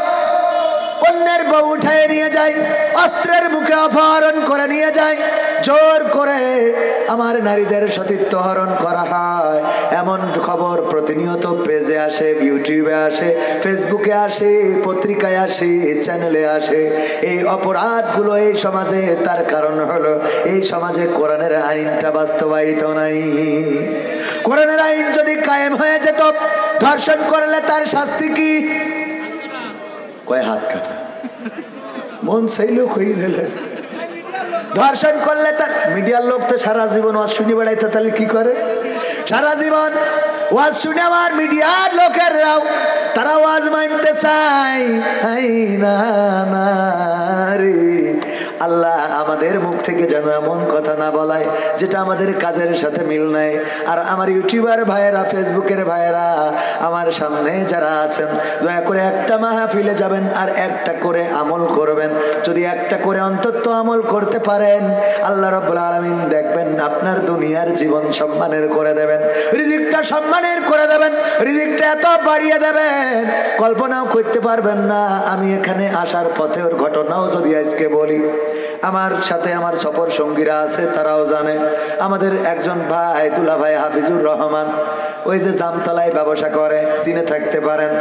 ফোন করে বলতেছে জামতলায় এসে মাগরিব পড়বা, একটু কাজ আছে, কাজ করে তারপরে যেতে হবে। বললাম সময় নেই, জামতলার মিষ্টি খাওয়ার মতো টাইম নেই। কয় না অবশ্যই বসতে হবে। বসলাম, আমরা আসলাম মাগরিবের নামাজে জামাতে গেলাম, নামাজ শেষ করলাম, আসলাম। জামতলার মিষ্টি তো খাওয়াইলো। ঈদের পরে একটা ডেট নিল, আবার পকেটের মধ্যে 5,000 টাকা ঢুকাই দিল। দেখাবো সত্যি, এই দেখ একদম ঢুকাইতেছে না পকেটে। পকেটে এরকম আমি করলাম, তাহলে দেখছেন যখন নিজেই ঢুকাই দেন। আলহামদুলিল্লাহ, ভালো করে ঠিক করে রাখি, আবার ওই গ্যাদারিং এর মধ্যে মেরিয়ে নেয় না। আমি ওই একবার ফোন হারাইছি এক জানাজায় যাই, তারপর তো খুব সচেতন। হ্যাঁ, ও জানাজায় আল্লাহর ওলি ফোন চুরি করতি। এ মাহফিলেও কিছু চোর আছে, ও পরেজগাররা আইসি গ্যাদারিং নিজেরা তৈরি করে। আমির হামজার আনার সময় দেখবেন যে 3, 4, 5, 7টা 10টা ফোন নেই হয়ে যাবে। আপনি কাল বলো সাবধান, মানে ওরা দাঁড়ায় তাকবীর দিয়েছে, পকেটে হাত ঢুকায়। বিশেষ হয় না আপনাদের? হ্যাঁ, মাহফিল, আমার মাহফিলে অন্তত 2 থেকে 500, মানে 200-500 মোবাইল আমাদের মাহফিল থেকে। আল্লাহর ওলিরা গেটে দাঁড়ায় রয়েছে, যেই বক্তা ঢুকায় নারায় থাকবে দিয়ে। আমাদের মুহাদ্দিস আবু সাইদ এমপি মোহতারাম রাহিমাহুল্লাহ, উনার সন্তানের মানিব্যাগ পর্যন্ত মারি দেয়। কায়সার ভাই, কায়সার ভাই স্টেজ ভিডিও আছে। হ্যাঁ, হাবিব কায়সার ভাই কত বড় পরহেজগার। ওই এখানে মনে করেন সব ফেরেশতাদের একটাও না, না না একটাও না, অনেক, দু সাইডে আছে। ও ধরলি ডাইরেক্ট বারো, মানে বাইরে ফেলার দরকার নেই, যেন হাসপাতালে যে চিকিৎসা নিত নিত মরে, বোঝেননি? এগুলো শিক্ষার দরকার আছে না না? যদি মোটে না পারেন ঘেসান করে মারি দেবেন হাত, কোরআনের আইন অনুযায়ী করে ফেলিস, এবার জাফার কর, ঠিক আছে না ভাইয়েরা আমার? তাইলে সবাই শোনার জন্য আসে না, কিছু আসে চুরি করার জন্য, কিছু আসে অন্যায় করার জন্য, মানুষের মানিব্যাগে হাত ঝুঁকানোর জন্য। এই কথাটা কেন বললাম ভাইজানের আমার? রিজিকের সিদ্ধান্ত কার কাছে? রিজিক দেওয়ার মালিককে। অনেক টাকার মালিক আপনার করে দিয়েছে, টাকার অভাব নাই, ডাক্তারের কাছে গেলেন, ডাক্তার আপনি আঙুলির মাথায় একটা কি ফুটাইলো, তারপরে একটা কাগজে লাগাইলো, লাগাইনোর পরে বলছে আপনার খেলা ফাইনাল, আজকের থেকে খাওয়া বন্ধ, কারণ ডায়াবেটিস ধরা পড়েছে রে, টাকায় আছে কিন্তু খাওয়া হবে না রে। ঠিক না বেঠে? টাকা থাকলেই খাওয়া হবে না, টাকা থাকলেই খাইতে পারবেন না। আল্লাহ যদি আপনার রিজিকে না রাখেন, গরিব মানুষ ভ্যান চালাই খায়, তার কাছে যে 1 কেজি গোস্ত ধরেন মেরি দেবে, আর আপনার কোটি কোটি টাকা গোস্ত রান্না করেছে, রং দেখে মনে হয় কুপান যদি দিতে পারতাম। ডাক্তার বলেছে গোস্ত তো দূরের, গরুর গোস্ত দূরের কথা, গোস্তই খাওয়া যাবে না, এখন গোস্ত খাওয়া বন্ধ। ফজরের নামাজ কোনোদিন পড়েননি, ডাক্তার বলেছে সকালবেলায় 1 ঘন্টা হাঁটতে হবে। মুয়াজ্জিন আজান দেওয়ার আগে আপনি আগে আজান ভেঙে বলেন আসসালাতু খায়রুম মিনান নাওম, আমি হাঁটা শুরু করলাম। ঠিক না ঠিক? আজীবনে নামাজ পড়েন নাই, ডাক্তার বললো না হাঁটলি খেলা ফাইনাল। অমনি দেখবেন সকালবেলা হাঁটার মতো আল্লাহর ওলি আছে না নাই? সকালবেলা হাঁটা। ওগো আমার ভাইয়েরা, এই জন্য রিজিকের সিদ্ধান্ত আল্লাহর কাছে। আমি এখানে আসার পথে ঈদের পরে, তাও ঈদের অন্তত 20 দিন পরে 19 এপ্রিল আসবো জামতলায়। প্রথম দিন মাহফিলে থাকবে আব্দুল্লাহ আল নোমান, সাইদি কণ্ঠ, এবং পরের দিন শায়েখ জামাল উদ্দিন আর আমি। 18 এবং 19 2 দিন দাওয়াতটাও দিয়ে দিলাম। ওগো আমার ভাই জানেন, এটা বলার অর্থ হলো আপনি যদি আল্লাহর পথে চলতে পারেন, আপনি যদি কোরআনের পথে চলতে পারেন, আপনি যদি আল্লাহর জন্য নিবেদিত হতে পারেন, আল্লাহ রাব্বুল আলামিন আপনার সম্মানজনক রিজিক দান করে দিবেন। এমন রিজিক দিবেন আপনি কল্পনাও করতে পারবেন না কেমন রিজিক আল্লাহ আপনারে দিবেন। মালয়েশিয়ায় গেলে আমার ভাইজান এখানে সাক্ষী, ডিয়াওয়ারাং সুম্মা তাওকালো সায়াপি মালয়েশিয়া, এয়ারপোর্ট থেকে শুরু করে একেবারে এয়ারপোর্ট পর্যন্ত 4 আনা পয়সা নিজের পকেট থেকে খরচ করা লাগে না। সুম্মা কাওয়ান কাওয়ানারা ডিয়াওয়ারাং বাগি বুতই কাতা বুতই সব ওখানে। আমি এয়ারপোর্টে যাব, এয়ারপোর্ট থেকে শুরু করে গোটা মালয়েশিয়ায় যেখানে যাব, বেড়াবো, খাবো, ঘুরবো, এমনকি আমার বউয়ের জন্য যাই কিনি তাও ডিয়াওয়ারাং বাগি তাই ছায়া তাপাকাই ডুইন সুম্মা ওরাং বিলিকাসি ছায়া। আমি বললাম মশলা লাগবে, এই লাগবে, তাই লাগবে, বউ কইছে মশলা নিয়ে আসবা। ওমা লাগবে 1 কেজি, দেখি 3 কেজি 5 কেজি 7 কেজি করে কিনে আনে। আসার সময় এয়ারপোর্টে ধরি আবার ট্যাক্স দেয়, মাল বেশি হয়ে যায়। পাগল, রিজিকের মালিক কে? অথচ এক সময় ওখানে সাবান কেনার টাকা পাতাম না। আল্লাহ রিজিক দিবেন, এটা বলছি অহংকার না, আমার যুবকদের উদাহরণ দিয়ে। ভাইয়েরা আমার, আল্লাহর পথে এসে দেখেন যদি টাকার অভাব হয়, খাওয়ার অভাব হয়, আপনি আমার বলবেন আমার গাড়ি থেকে নিয়ে বেড়াবো, কোনো কিছু না। খালি আমার মাহফিলে এসে যদি চোখ বুঝে এরকম বসে থাকেন, একবারও খুলবেন না। আমি কবো কানে একটা ধরে নিয়ে আসি, তাও 2 টাকা করে দিল, তোর 2 লাখ টাকা কথা কয় না। এই পথে চললি আছে না না? এটা তো এমনি মজা করে বললাম, ফান করে বললাম। আমার সাথে যদি একজন সফরসঙ্গী ঘুরে বেড়ায়, ওই যে উড়াই এসে 2জন গান গিয়ে হঠাৎ করে মাজেদ ভাই টাকা দিতেছে, অথচ আমার সাথে যদি না আসে আমি ওকে 200 থেকে 250 টাকা দিই। এমনি ওদের মাসিক বেতন আছে আলহামদুলিল্লাহ, নাটক করার জন্য একরকম বেতন দিই, ব্যাংকে চাকরি করে তার জন্য একরকম বেতন, আবার আমার মাদ্রাসায় চাকরি করে তাও একরকম দিই, মোটামুটি সব দিয়ে ওদের কভার করে দিই। আবার মাহফিলি যখন আসে এক্সট্রা ওদের আমি টাকা দিই, 200 250 300 500 যেদিন যেরকম মনে হয় ওই দিন ওরকম দিই। আপনি কত করতেছেন আজকে? 1000। দেখেছেন 1000 করে আমি মনে হয় কোনোদিন দিইনি মাহফিলে। দিয়েছি 1000ও দিয়েছি, ও তাহলে দিয়েছি। যদি দিয়ে আমার মনে নেই, ওদের মনে আছে। যাই হোক, তো 1000 টাকা 2টো গান গেয়েছে, পেয়ে গেছে। তাহলে আমার সাথে ঘুরেছে, রিজিক দিয়েছে কে? এগুলো আমার আপনাদের হাতে নাতে প্রমাণ দিচ্ছি। সেদিন মালয়েশিয়া যাওয়ার রাস্তা পরিষ্কার করতেছে, আমার সাথে মালয়েশিয়ায় ঘুরতে যাবে। আল্লাহ দেখেন পোগল বাজাচ্ছে না এখন। আলহামদুলিল্লাহ বলেন আলহামদুলিল্লাহ। আবার সবগুলোর বিয়ে হয়েছে ভালো ভালো জায়গায়, ওদের থেকে বসছি আর ভালো। আমি ভালো করে দেখিনি, তারপরে আমার মনে হয়, কারণ বিয়ের দিন একটু উপহার দিতে হয়েছে, গায়না মায়না এসে, তাই না? আলহামদুলিল্লাহ বলেন আলহামদুলিল্লাহ।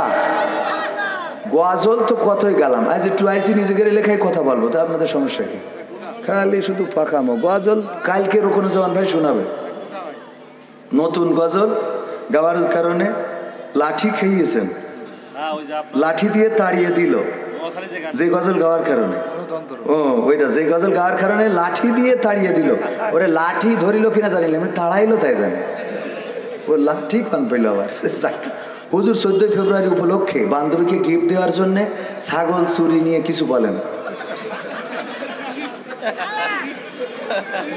ওর মতো প্রেমিক, ও তো বিশ্ব প্রেমিক, ঠিক না ভাই? ঠিক। ও তো খালি হেনার খুঁজিনি, হেনার জন্য ছাগলও চুরি করিস। চাচা হেনা কোথায়, না হেনার জন্য ছাগল চুরি করেছি। ওর বলা দরকার যে চাচা হেনা কোথায়, বাড়ি এত সাজানো গোছানো কেন, হেনাকে দেখছি না তো। তোর অসুবিধা কি, তোর দরকার কি? আমি ছাগল চুরি করে আসলাম, তাই না? ছাগল চুরি করে আমার যুবকেরা প্রেমিকার জন্য গিফট কিনেছে, এটা তো যেমন তেমন। এর থেকে ভয়ঙ্কর আজকে দেখলাম একজন প্রেমিকার খুশি করার জন্য প্রেমিকা বলেছে, তুমি যদি সাহসী হও তাইলে ওই যে খাসা চিড়িয়াখানা, ওই বাঘের খাসায় তোমারে যাইতে হবে। যদি তুমি যেতে পারো তাইলে বুঝে নেব তুমি সাহসী, তোমার সাথে আমার প্রেমটারে কন্টিনিউ করব। এই খবর পাওয়ার পরে প্রেমিক সত্যি সত্যি সেই বাঘের খাসার মধ্যে গেছে। চিন্তা করা যায়? আর আল্লাহর খুশির জন্য একটু মসজিদে যায় না, অথচ আল্লাহ যদি তোর কোনো জায়গা বিকল করে দেয় তা তোর ওই প্রেমিক তো থাকবে না, প্রেমিকা থাকবে। বুঝে নেন যে কি কইছি, সপ্তাহ খুলে বলা যাবে না। আল্লাহ রাব্বুল আলামিন যদি শক্তি না দেন, যদি চোখ হারিয়ে যায়, যদি কান হারায়, যদি আপনার বঙ্গ হারায়, এমনকি স্ত্রীর হক আদায় করার জন্য যা দরকার যদি আপনি তা না পারেন, তাইলে আপনার প্রেমিকা থাকবে না।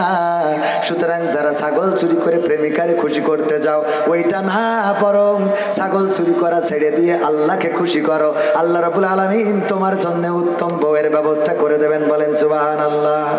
আজকালকের ছেলেরা বই নিয়ে আর বসে না, ও বাবা গুগলে সার্চ করিয়া পড়ে। ওরে কালের মেয়েরা কোরআন হাদিস ধরে না, এখনকার মা বোনেরা কোরআন হাদিস পড়ে না, ও আল্লাহ টিকটকে ভিডিও ওরা করে। আজকালকের ছেলেরা বই নিয়ে আর বসে না, গুগলে সার্চ করিয়া পড়ে।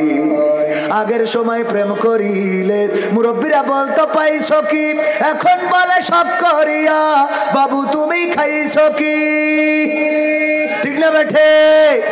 আগের সময় প্রেম করিলে মুরব্বীরা বলতো পাইছো কি, এখন বলে সব করিয়া বাবু তুমি খাইছো কি।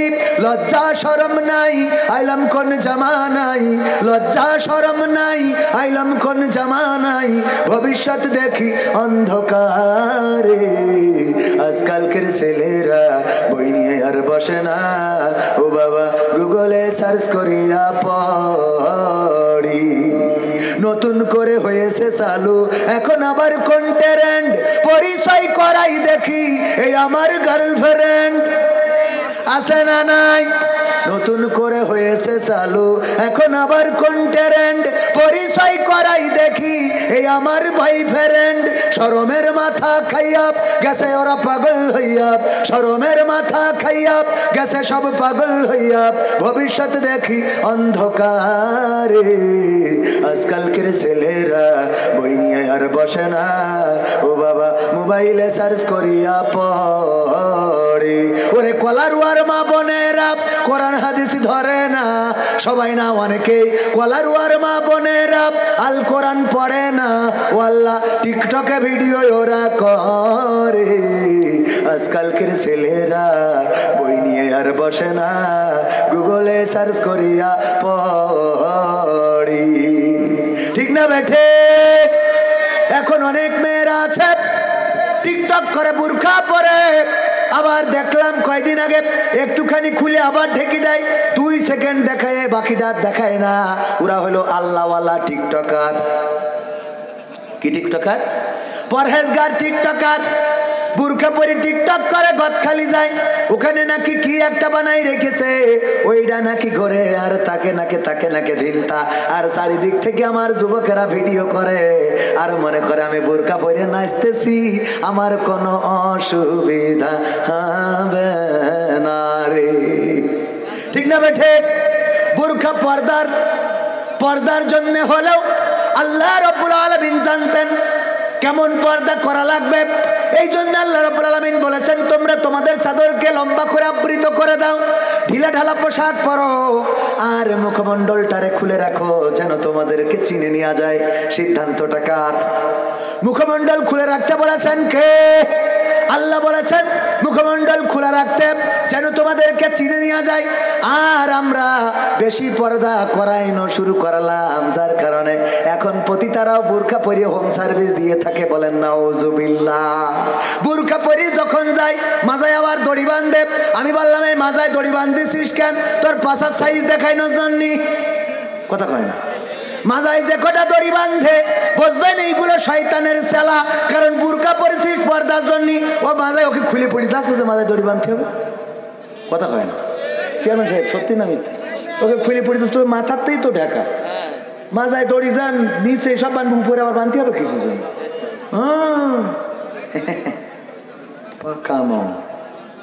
এইগুলো পরে তারপরে একটুখানি সুন্দর করে দেখায়, আবার তার মধ্যে ও বাবা যুবকের এর মধ্যে টিপি দেয়, আছে না নাই?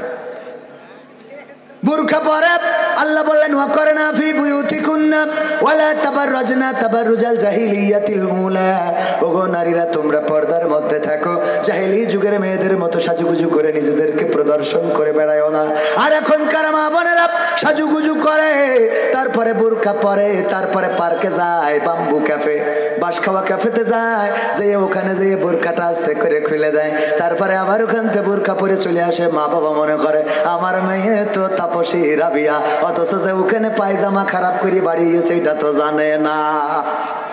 কথা কয় না? ও আমার ভাইয়েরা, আমি প্রথমে যে আয়াতে কারিমা তেলাওয়াত করেছিলাম, ইয়া আইয়ুহাল্লাযীনা আমানু কু আনফুসাকুম ওয়া আহলিকুম নার, আল্লাহ বললেন ওগো ঈমানদারেরা শোনো, আগুন থেকে তোমরা নিজেদেরকে রক্ষা করো। আর রক্ষা করো কাদেরকে? কাদেরকে? আহাল। কি হাল? আহাল মানে কারা? আমার পরিবার, আমার সন্তান, আমার নাতি, আমার নাতনি, আমার পুতনি, আমার ভাই, আমার ভাই বউ, এই জাতীয় যারা আছে সব আহাল। এই আহালদেরকে আগুন থেকে বাঁচানোর জন্য আল্লাহ রাব্বুল আলামিন আমাদের বলেছেন। অথচ আমাদের চোখের সামনে শুক্রবারে ক্রসিং করতে যাই আমাদের মেয়েরা। আপনার তো মাথায় রাখা উচিত, এখন বার হলো শুক্রবার, আজকে কিসের ক্রসিং?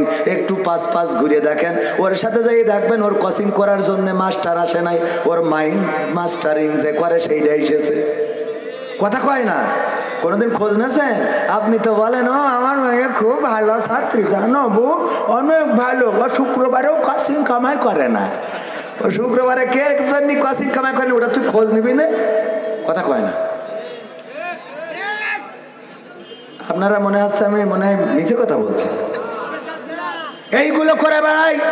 আবার দাদিরে দেখা যায় এত পরিমাণ বুরকা পরিছে, দাদি চলে ভাস পড়ে গেছে, গেটে একটাও মানে সে গেট নেই, মানে দাঁত সব চলে গেছে। হাসলি তো মনে হয় যে হাবড়া ব্রিজের নিচেই তাকাই রয়েছে।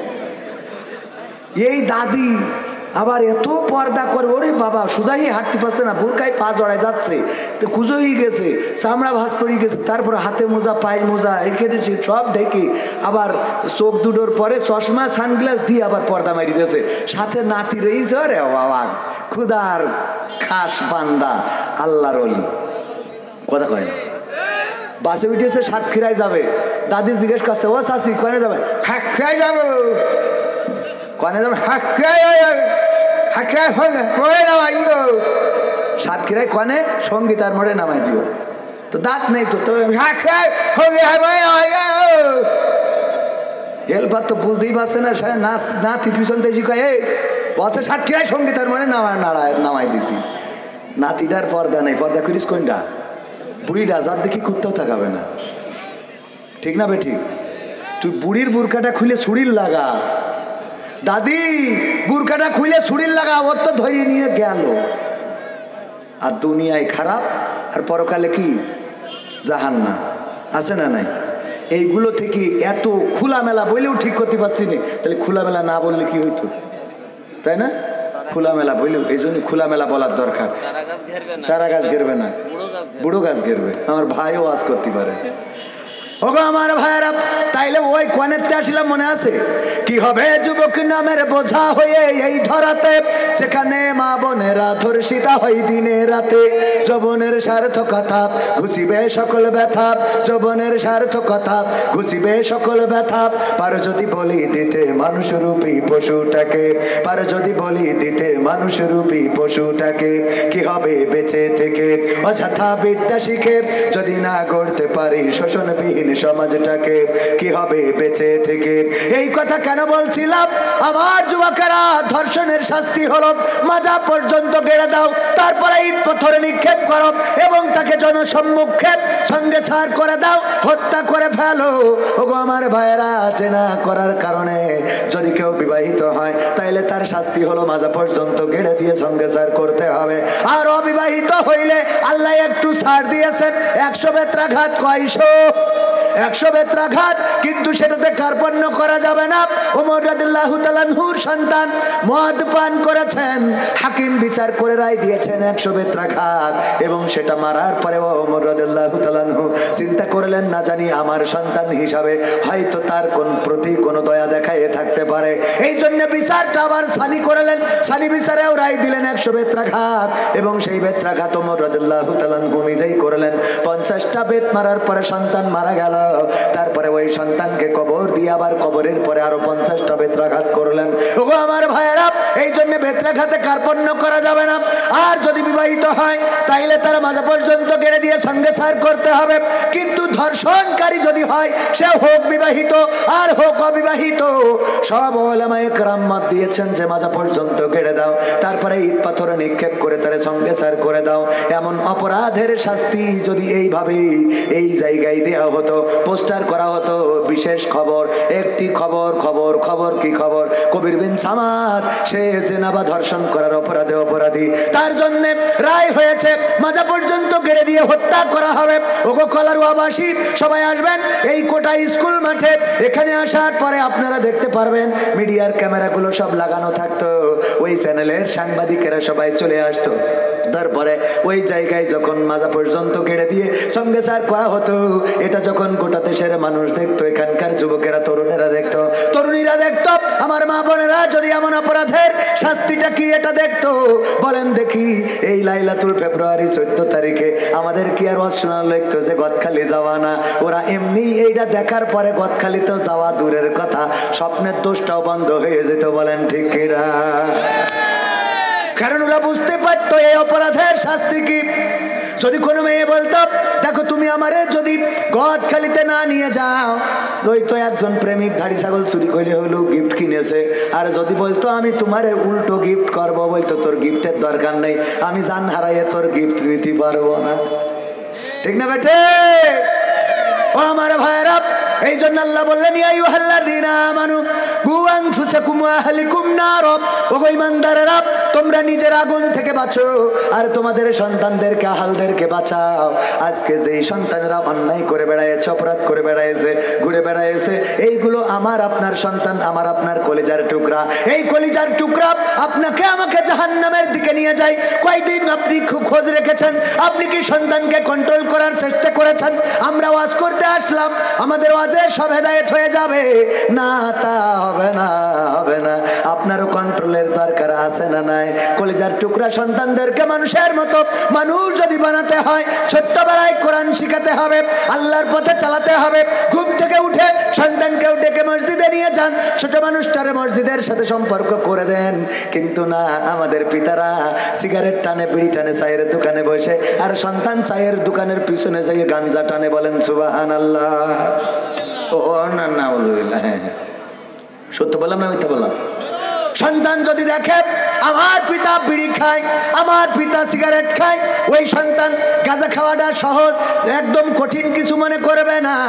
আর ওই বাবা শাসনও করে না, কারণ সে তো নিজেই এই ধূমপান করে। ওগো আমার ভাইয়েরা, কিন্তু বাবা যদি নামাজি হয়, রোজাদার হয়, আল্লাহওয়ালা হয়, দেখা যাবে ওই সন্তানও আল্লাহওয়ালা হয়ে যাবে। এই কলারওয়াই কবির বিন সামাদের বাবা মাস্টার আব্দুল সামাদ ওয়াজ করে বেড়ায়, তো মুরব্বীরা জানে না? জানে না? অনেক মুরব্বী চিনে থাকতে পারেন মাস্টার আব্দুল সামাদ এই কলারওয়াই ওয়াজ করেছে। আমি ছোটবেলায় আমার বাবা মারা যাওয়ার পরে 2004-5 এই সালের দিকে এইদিকে এসে ওয়াজ করে গিয়েছি। কোন অঞ্চলে যেন এসেছিলাম, আহলে হাদিসের আধিপত্য আছে সেখানে।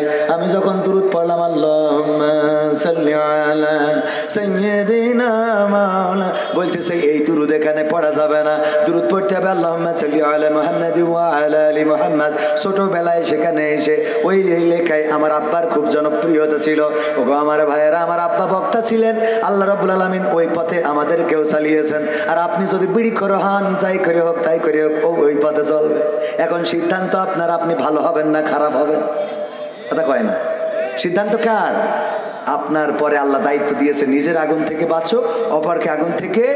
আমি ইসলামী গান করি বলে যখন রকিরে গান গাইতে দিয়েছে, তখন সে একটা ইসলামী গান গেয়েছে। যখন ওরে গাইতে দিয়েছে, সেও ইসলামী গান গেয়েছে। আর যদি আয়ুব বাচ্চুর সাথে কেউ আসতো, যদি আসিফের সাথে কেউ আসতো, তারা যদি গান গাইতে দিত, সে এসে বলতো আল্লাহ বলো, এই বলতো ও পিয়া, ও পিয়া তুমি কোথায়, গাইতো না? গাইতো না? কথা কয় না? যারা যেই পথে চলে তাদের সঙ্গীরাও সেই। আপনাদের মনে হইল বাজে কথা বললাম? কি হবে, কি হবে লেখালেখি কলমবাজির ওই মহড়াপ, সমাজের আসল চিত্র যদি না যাই তুলে ধরা। যদি ওই ঘুষের বলে কলমটা উল্টো চলে, যদি ওই হ্যালো কলে ক্যামেরা উল্টো বলে, তবে কি যাবে রোখা দুর্নীতিকে, তবে কি যাবে রোখা দুর্নীতিকে। কি হবে বেঁচে থেকে অযথা বিদ্যা শিখে, যদি না গড়তে পারি শোষণবিহীন সমাজটাকে। কি হবে বেঁচে থেকে, কি হবে নামাজ রোজা ইমানদারি বড়াই করে, কোরআনের কর্মীগুলো থাকে যদি কারাগারে। কি হবে নামাজ রোজা ইমানদারির বড়াই করে, কোরআনের খাদেম যারা তারা যদি থাকে কারাগারে। মসজিদের কোণে বসে জিকির যত করো কষে, মসজিদের কোণে বসে তাসবিহ যত টানো ঠেসে, এভাবে যায় না পাওয়া আল্লাহকে, এভাবে যায় না পাওয়া আল্লাহকে। কি হবে বেঁচে থেকে অযথা বিদ্যা শিখে, যদি না গড়তে পারি শোষণবিহীন সমাজটাকে। কি হবে বেঁচে থেকে, কি হবে আলেম হয়ে ইমাম সেজে মসজিদেতে, পার যদি সত্য কথা উচ্চ স্বরে না বলিতি। ঠিক না বেঠে? আপনি আলেমে দিন, আপনি মুহাদ্দিস, আপনি মুফতি, আপনি মুফাসসির, কিন্তু হক কথা বাতিলের সামনে স্পষ্ট করে বলেন না, এমন আলেম ওলামা আছে না নাই? প্রমাণ কি দেব? প্রমাণ হলো শেখ হাসিনা যখন পালিয়ে গেল রে, তার সাথে বাইতুল মোকাররমের ইমাম ও খতিব পালিয়ে গেল। তুই তো মসজিদের ইমাম, শেখ হাসিনা চলে গেল, তুই পালালি কেন? তার মানে তুমিও 16 বছর দালালি করেছো, তেলবাজি করেছো, মসজিদের মিম্বারে বসে হক কথা বলো নাই, যার জন্য বুঝেছো হক যখন এসেছে বাতিল পালাতে হবে। এই জন্যে মসজিদের ইমাম খতিবরাও অনেকেই পালিয়ে গেছে, বলেন ঠিক কিনা? হক কথা বলতে হবে। সভাপতি বেতন দিতে পারে না, সভাপতি আপনার রিজিকের মালিক নয়। এমনকি মসজিদের সভাপতি, আমি এবার বলেছি, যেই মসজিদ থেকে আমাকে নামিয়ে দেওয়া হয়েছিল, সেই মসজিদে আল্লাহ আবার আমার এখন সভাপতি বানাইছে। সিদ্ধান্ত কার? যেই মসজিদে ঢুকতে দেয় নাই সেই মসজিদের সভাপতি এখন কবির বিন সামাদ। ভাইরা আমার গো, কোন ক্ষমতার বড়াই লড়াই দিয়ে নয়, বরং আমি বলেছিলাম এই মসজিদে এমন ইমাম হতে হবে, এমন সভাপতি হতে হবে, এমন দায়িত্বশীল হতে হবে, যেই সভাপতি ইমামের অনুপস্থিতিতে ইমামতি করার যোগ্যতা রাখে, ইমাম যদি না থাকে সামনে দাঁড়াবার যোগ্যতা রাখে। কিন্তু অধিকাংশ মসজিদের সভাপতি সেক্রেটারি হলো এমন, যদি ইমাম চলে যায় আসর আর জহরটা মারতে পারবে, বাকি 3 ওয়াক্ত আর ওরা পড়াতে পারবে না। ঠিক না বেটে? আসর আর জহর পড়াতে পারবে, কারণ চুপচাপ থেকে একটা টাইম মেইনটেন্স করে রুকু করলি হইলো। ঠিক না বেটে? আর অন্য রাখাতে যেয়ে গো খবর হয়ে যায় একজন ভাইয়ের জামা গায়ে দিয়ে গিয়েছে বাজারে বাজার করার জন্য। মাগরিবের ওয়াক্তে ইমাম নাই, মুসাল্লিরা এসে বলছে হুজুর একটু আসেন, আমাদের মসজিদের ইমাম ছুটিতে, উনি আসতে চেয়েছিল আসে নাই, নামাজটা পড়াই দেন। বলছে ভাই আমার দিয়ে হবে না। না ভাই আসেন, আপনি এত বড় জুব্বা পরা লোক, আসেন ভাই একটু নামাজটা পড়াই দেন। বলছে আমি পারি না। বলছে যারা পারে ওরা এই কথা বলে, আসেন একটু দয়া করে। জোর করে টেনে নিয়ে যেয়ে সামনে দাঁড় করাই দিয়েছে। ও একেবারে প্রথম রাকাতে সূরা ফাতিহার সাথে সূরা ইখলাস পড়ে সিজদায় যে চিন্তা করছে আল্লাহ আমার জীবনের অর্জন তো সব এক রাতে মারিয়ে দেওয়া সারা। দ্বিতীয় রাকাতে এখন করবটা কি? সিজদায় দুশ্চিন্তায় আর মাথা উঠাইতে পারে না। হঠাৎ করে মনে হইল একটু মাথা উঠাই দেখি যে কোনো দিকে কোনো লাইন আছে কিনা। মাথা তুলে দেখে মসজিদটা বেড়ার এক পাশে একটু ফাঁকা জায়গা আছে, বের হওয়া যাবে। ও একেবারে চুপচাপ উঠেতে চলে গেছে। মুসাল্লিরা সিজদায় মনে করছে ওরে বাবা এত বড় আল্লাহওয়ালা হুজুর, এত লম্বা সিজদায়, এক সিজদায় তো পুলসিরাত পার করে ছুঁয়ে দেবে। কিছু টিকটক মুসাল্লি থাকে ইয়াং পোলাপান, অনেক লম্বা সিজদা দেখে পিছন থেকে উঠে মনে করে এত বড় হুজুর, কই হুজুর একটু তাকায় দেখি সিজদাতে উঠে দেখে কই হুজুরই তো নেই। এই ও হুজুর তো নেই। ওরা উঠে কয় হুজুর কনে গেল, কনে গেল সেটা পরে হবে, যার সেই নামাজ দাদাই করো। নামাজ শেষ করে হুজুর রে খোঁজো, হুজুর কেন এমন বেকায়দায় ফেলাই রেখে গেল। দেখে হুজুর মাছের বাজারে মাছ কিনতেছে, যেই ডাকতেছে যে আসেন এই আব্দুল মাজিদ এইদিকে আসেন, কি ব্যাপার নামাজে আপনি এই কাজ করলেন কেন? বলছে আমি কতবার করি, বললাম আমি পারি না। কতবার করি বললাম আমার দিয়ে হবে না, শুনলেন তো না। সামনে নিয়ে যেয়ে দাঁড় করাই দিলেন। বলছে দাঁড় করাইছি ভালো কথা, দাঁড়িয়েই যখন গেছেন অন্তত সিজদাতে তো তুলে তুই আসবেন। তাও বুঝতাম আপনি চলে গেছেন, এখন আমাদের দায়িত্ব পালন করতে হবে, কিন্তু সিজদায় ফেলে কেন চলে আসলেন? বলছে আমি পারি না, তা করবো কি? বলছে পারেন না তাই এত বড় লম্বা জুব্বা গায়ে কেন?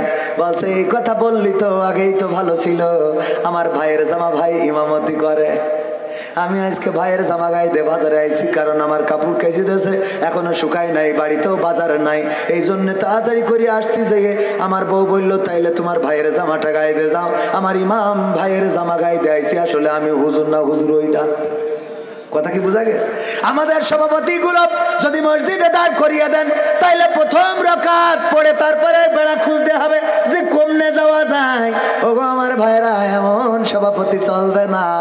এই কথা বলার কারণে আমারে বানাইছে সভাপতি, আর বাংলাদেশ ইসলামী ছাত্র শিবিরের জেলা সভাপতি ছিল তরিকুল ইসলাম যশোর জেলা, ওরে বানাইতেছে সেক্রেটারি। আমাদের সভাপতি না থাকলেও সেক্রেটারি পড়াইতে পারবে। এখন মসজিদের কমিটি হইলো যদি ইমাম না থাকে সভাপতি পড়াবে, যদি সভাপতিও না থাকে সেক্রেটারি পড়াবে, এইরকম হবে কমিটি। বুঝতে পারছেন? এখন সেই মসজিদগুলো এমন কমিটি নাই, এই কমিটিগুলো ভেঙে দিয়ে যোগ্য যে তারে সভাপতি বানাবেন, কারণ এই সভাপতি বলবে আজকে ইমামে আমি সভাপতি হয়ে পরে বললাম ইমামের বেতন বাড়াতে হবে, ইমামের বেতন আমি ছিলাম না মাহফিলে যাওয়ার কারণে 1000 বাড়াইছে, আজকে ইমামের বললাম যে আমি রোজার মাস পার না হতে আরো 1000 বাড়াই দেবো। মানে সভাপতিরা ইমামের কষ্ট বুঝতে হবে, কথা কয় না। যারা এই হুজুরদের কষ্ট বোঝে না ওরা ইমামের বেতন বাড়াবে? এই জন্য ইমামদের কষ্ট যেন বোঝে রে, এমন এমন সভাপতি বানাবেন। ও আমার ভাইয়েরা, কথাগুলো কেন বললাম? অনেক আলেম আছে যারা হক কথা বলে না, আর অনেক মসজিদ আছে সেই মসজিদে হক কথা বলা চলে, কথা কয় না। আমার ভাই বলল হুজুর অনেকদিন ধরে ইব্রাহিমের জীবনী শুনি নাই, আজকে একটু ইব্রাহিমের জীবনী শোনাবেন। ইব্রাহিমের জীবনী বলার পরে ডাক দিয়েছে হুজুর এদিকে আসেন। বললাম ইব্রাহিমের জীবনী বলতে, আর আপনি বললেন কি? আমি তো বললাম ইব্রাহিমের জীবনী। ইব্রাহিমের জীবনী বললেন আপনি? আপনি তো ফের নমরুদ্দিন নিয়ে পড়েছিলেন। কার নিয়ে? বললাম ও ভাইজান ইব্রাহিমের কথা বলতে গেলে নমরুদের কথা অটোমেটিক চলে আসে। কয় আসুক, ভালো কথা। আপনি যখনই নমরুদের কথা বলছিলেন আমার দিকে তাকাচ্ছিলেন, কি সমস্যা? কি আপনার সমস্যা আছে না? নাই।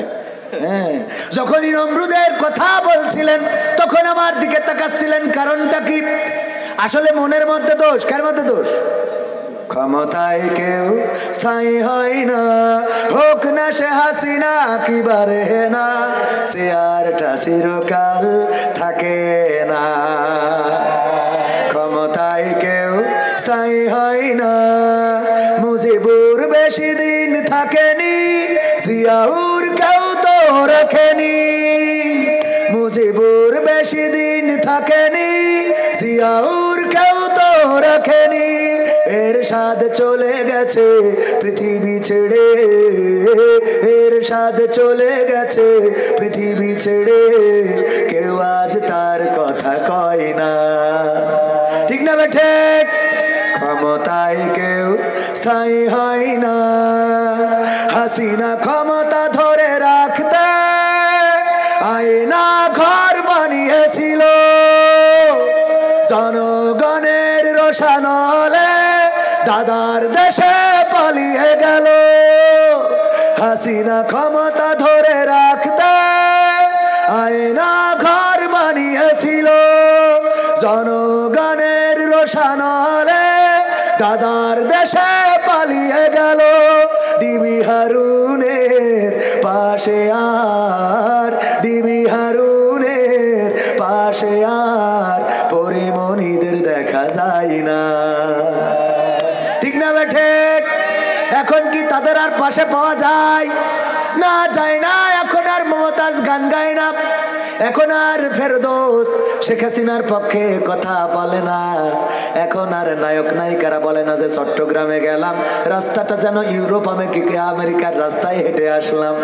বলেছে ততদিন খেয়েছে যতদিন, বলেছে ততদিন পেয়েছে যতদিন, বলেছে ততদিন নিয়েছে যতদিন।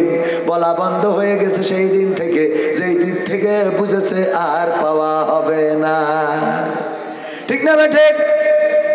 শেখ হাসিনা সংসদে গান গাইল নেত্রীর নিয়ে, নেত্রীর পিতা নিয়ে, অথচ এই শেখ হাসিনা চলে গেল ভারতে, না কোনো গান গাইল না, কোনো গান আর শোনাইল না। আমি বললাম ওরে নেমো খারাপ, ওরে স্বার্থপর, ওরে বেঈমান, তোর মতো বেঈমান তো পাওয়া যায় না। আমরাও তো তাও এখনো নেত্রীর নাম নিয়ে কথা বলি, আর তোরা সারা জীবন খেয়ে পড়ে নেত্রীর নামটাও একবারও নিস না। তোদের মতো নেমো খারাপ বেঈমান হইতে পারে নারী। ঠিক না বেঠে? আমি বললাম গান গাবাব, আমার সোনার ময়না পাখি, কোন বা দোষে দাদার কাছে গো আমরা দেশে কেমনে থাকি রে, আমার কলজের ময়না পাখি।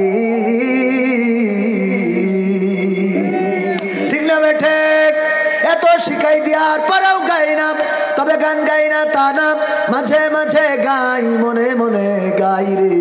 টয়লেটে যেয়ে গাই, ফাঁকা মাঠে যেয়ে গাই। কি গান গাই শোনাবো নাকি? শোনাবো? আমার যুবকেরা, দাঁড়ানো ভাইয়েরা, সম্ভবত বসার জায়গা আর ফাঁকা নাই। বসার জায়গা যদি থাকতো তাইলে একটু বসে যেতেন, আর একটু সময় কথা বলতাম। প্রধান বক্তা আসার আগ পর্যন্ত আমি বলবো, উনি 10:30টার আগে আসবে না। 10:30টা পর্যন্ত বললে কি অসুবিধা হবে নাকি? হবে? অসুবিধা হবে কার কার? হাত উঁচু করেন। এই দুজন গেটে কুপন আছে, গানের জন্য কুপন সিস্টেম করেছে। কুপন ওই গেট, ওই বেঞ্চিনে বসে আছে, কুপন সংগ্রহের ব্যাপারে ও আমার ভাইয়েরা, ওই গেটে কুপন রয়েছে। মাদ্রাসার জন্য যারা দান করতে চান, এতিমখানার ওরা এখান থেকে উঠে যেয়ে কুপন লিখে আবার এসে বসবে, এই তো আসার পথে দিয়ে আসবে। আসার যত চলি আর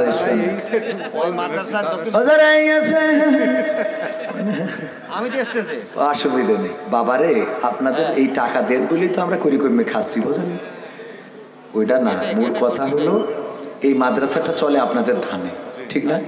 এখানে কোরআনের খাদেম হয়, যারা কোরআনের পথে চলে, কোরআনের কথা বলে। আব্দুল সালাম ভাই চলে আসছে, তাহলে ঠিক আছে, ভালো চলে আসছে। কোথায় আছে? তো কবে আমার আবার খুললো বললো 11টার আগে আসতে পারবেন না, ও গোপনে কইছিল, এই জন্য আমি আবার একটু টাইমের দিকে তাকাই না, অসুবিধা। তার মধ্যে হ্যাঁ কালেকশন কি মহিলাদের প্রজেক্টের বন্ধ হয়ে গেল। এই প্রজেক্টের আলা ভাই মারি ফেলবো বলো খেলা, সে কই? আমার মা বোনেরা পুরুষদের থেকে কম না বেশি? ওখানে প্রজেক্টর বন্ধ হয়ে গেল মানে আমি প্রায় জায়গায় বলি যে পুরুষকে দেবেন প্রজেক্টরে আর মহিলাকে দেবেন সামনে, কারণ এরা মাঠ ভর্তি করে না। আর মা বোনেরা মাঠ একটা যদি বানায় 3টে মাঠ ভরে যায়, ঠিক না বেঠিক? হ্যাঁ, এই জন্যেই এটা। যাই হোক, আলহামদুলিল্লাহ ভাইয়ের আমার, আমি আপনাদের যেটা বলবো সেই দিকে যাচ্ছিলাম আলোচনা। তাহলে আর একটু দুই একটা গান তো শোনাতে হবে, নতুন গান শুনতেছি, তাহলে দুই একটা গান না শোনালে হবে না। তুমি যার লাগে এমবি ভরো তার তো বাটন ফোন, ওরে কেমন করে বুঝবে রে সে, কেমন করে বুঝবে গো সে ডিজিটাল তোর মন। তুমি যার লাগিয়া, তুমি যার লাগিয়া এমবি ভরো তার তো বাটন ফোন। মেসেজ দিলে সিন করে না, দেয় না তো রিপ্লাই, ভিডিও কলে বলবা কথা ক্যামেরা তার নাই রে, ক্যামেরা তার নাই। মেসেজ দিলে সিন করে না, দেয় না তো রিপ্লাই, ভিডিও কলে বলবা কথা ক্যামেরা তার নাই রে, ক্যামেরা তার নাই। ওরে ডিজিটাল এই যুগ জামানাই, ডিজিটাল এই যুগ জামানাই, অ্যানালগ তার মন। তুমি যার লাগিয়া, তুমি যার লাগিয়া এমবি ভরো তার তো বাটন ফোন। প্রেম প্রীতি ভালোবাসা বিয়ের আগে নয়, মনের মধ্যে রাখো যুবক আল্লাহ তাআলার ভয় রে, পরকালের ভয়। প্রেম প্রীতি ভালোবাসা বিয়ের আগে নয়, মনের মধ্যে রাখো যুবক আল্লাহ তাআলার ভয় রে, পরকালের ভয়। ওরে তবেই তুমি মুক্তি পাওয়া, তবেই তুমি মুক্তি পাওয়া দোজখের আগুন। তুমি যার লাগিয়া, তুমি যার লাগিয়া এমবি ভরো তার তো বাটন ফোন। এমন যুবক আছে না নাই? ওগো আমার যুবকেরা, প্রেম প্রীতি করা যাবে না, অন্যায় করা যাবে না, অপরাধ করা যাবে না, ধূমপান করা যাবে না, ক্রাম বোর্ডের আড্ডায় সময় নষ্ট করা যাবে না। আমার ভাই জানে না, তাইলে কি করতে হবে আমার যুবকদের জন্য? 5টা নসিহা। কয়টা? 5টা নসিহা আমার যুবকদের জন্য। 1 নম্বর নসিহা হলো, ওগো আমার যুবকেরা, 1 নম্বর কাজ হলো নামাজ কাজা করা যাবে, নামাজ কাজা করা যাবে না। আল্লাহর নবী সাল্লাল্লাহু আলাইহি ওয়াসাল্লাম ইন্তেকালের সময় বারবার বলেছেন আসসালাত আসসালাত। আমার সালাম ভাই চলে এসেছে নাকি না? সালাম ভাইয়ের গাড়ি? হ্যাঁ, সালাম ভাই মনে আছে। মাশাআল্লাহ, এত তাড়াতাড়ি অসুবিধা নেই, ভাই নিজের লোক তো বসে থাকবে, কোনো অসুবিধা নেই। হ্যাঁ, তাইলে 1 নম্বর কাজ কি? নামাজ কাজা করা যাবে। 2 নম্বর কাজ, দাড়িটারে সংরক্ষণ করতে হবে, শেভ করা যাবে না, শেভ করতে হবে। 3 নম্বর কাজ, টাকনুর উপরে কাপড় পরতে হবে। 4 নম্বর কাজ, সৎ কাজের আদেশ দিতে হবে। 5 নম্বর কাজ, অসৎ কাজে বাধা। কয়টা কাজ বললাম? 1 নম্বর নামাজ ছাড়া যাবে, 2 নম্বর দাড়ি কাটা যাবে, 3 নম্বর কি টাকনুর উপরে কাপড় পরতে হবে, 4 নম্বর সৎ কাজের আদেশ, 5 নম্বর অসৎ কাজের নিষেধ। এইবার আসেন আমার যুবকেরা, এমন কি কেউ আছেন ধূমপান করেন, অন্যায় করেন, বেনামাজি, নামাজ পড়েন না, রোজার মাসে রোজা রাখেন না, আগামীতে নামাজ কাজা করবেন না, দাড়িটা রাখবেন, টাকনুর উপরে কাপড় পরবেন, তারপরে রমজানের রোজা পালন করবেন, সৎ কাজের আদেশ অসৎ কাজে বাধা দিবেন। এমন একজন যুবক চাইছে এই কাজগুলো করেন না, আজকে শপথ নেবেন আল্লাহর জন্য এই কাজগুলো করবেন, আমি সেই যুবকটার আমার কোটিটা খুলে দিয়ে যাব পুরস্কার। যে করে না, নামাজ নিয়মিত পড়ে না, দাড়ি মুখে নাই, টাকনুর উপরে কাপড় পরে না, সৎ কাজের আদেশ অসৎ কাজে বাধা দেয় না, এমন কোন যুবক একজন, আমি স্টেজে আসার জন্য বলবো আল্লাহর জন্য তওবা করে নিজেকে আজকে পরিবর্তন করে নেবেন। আসো,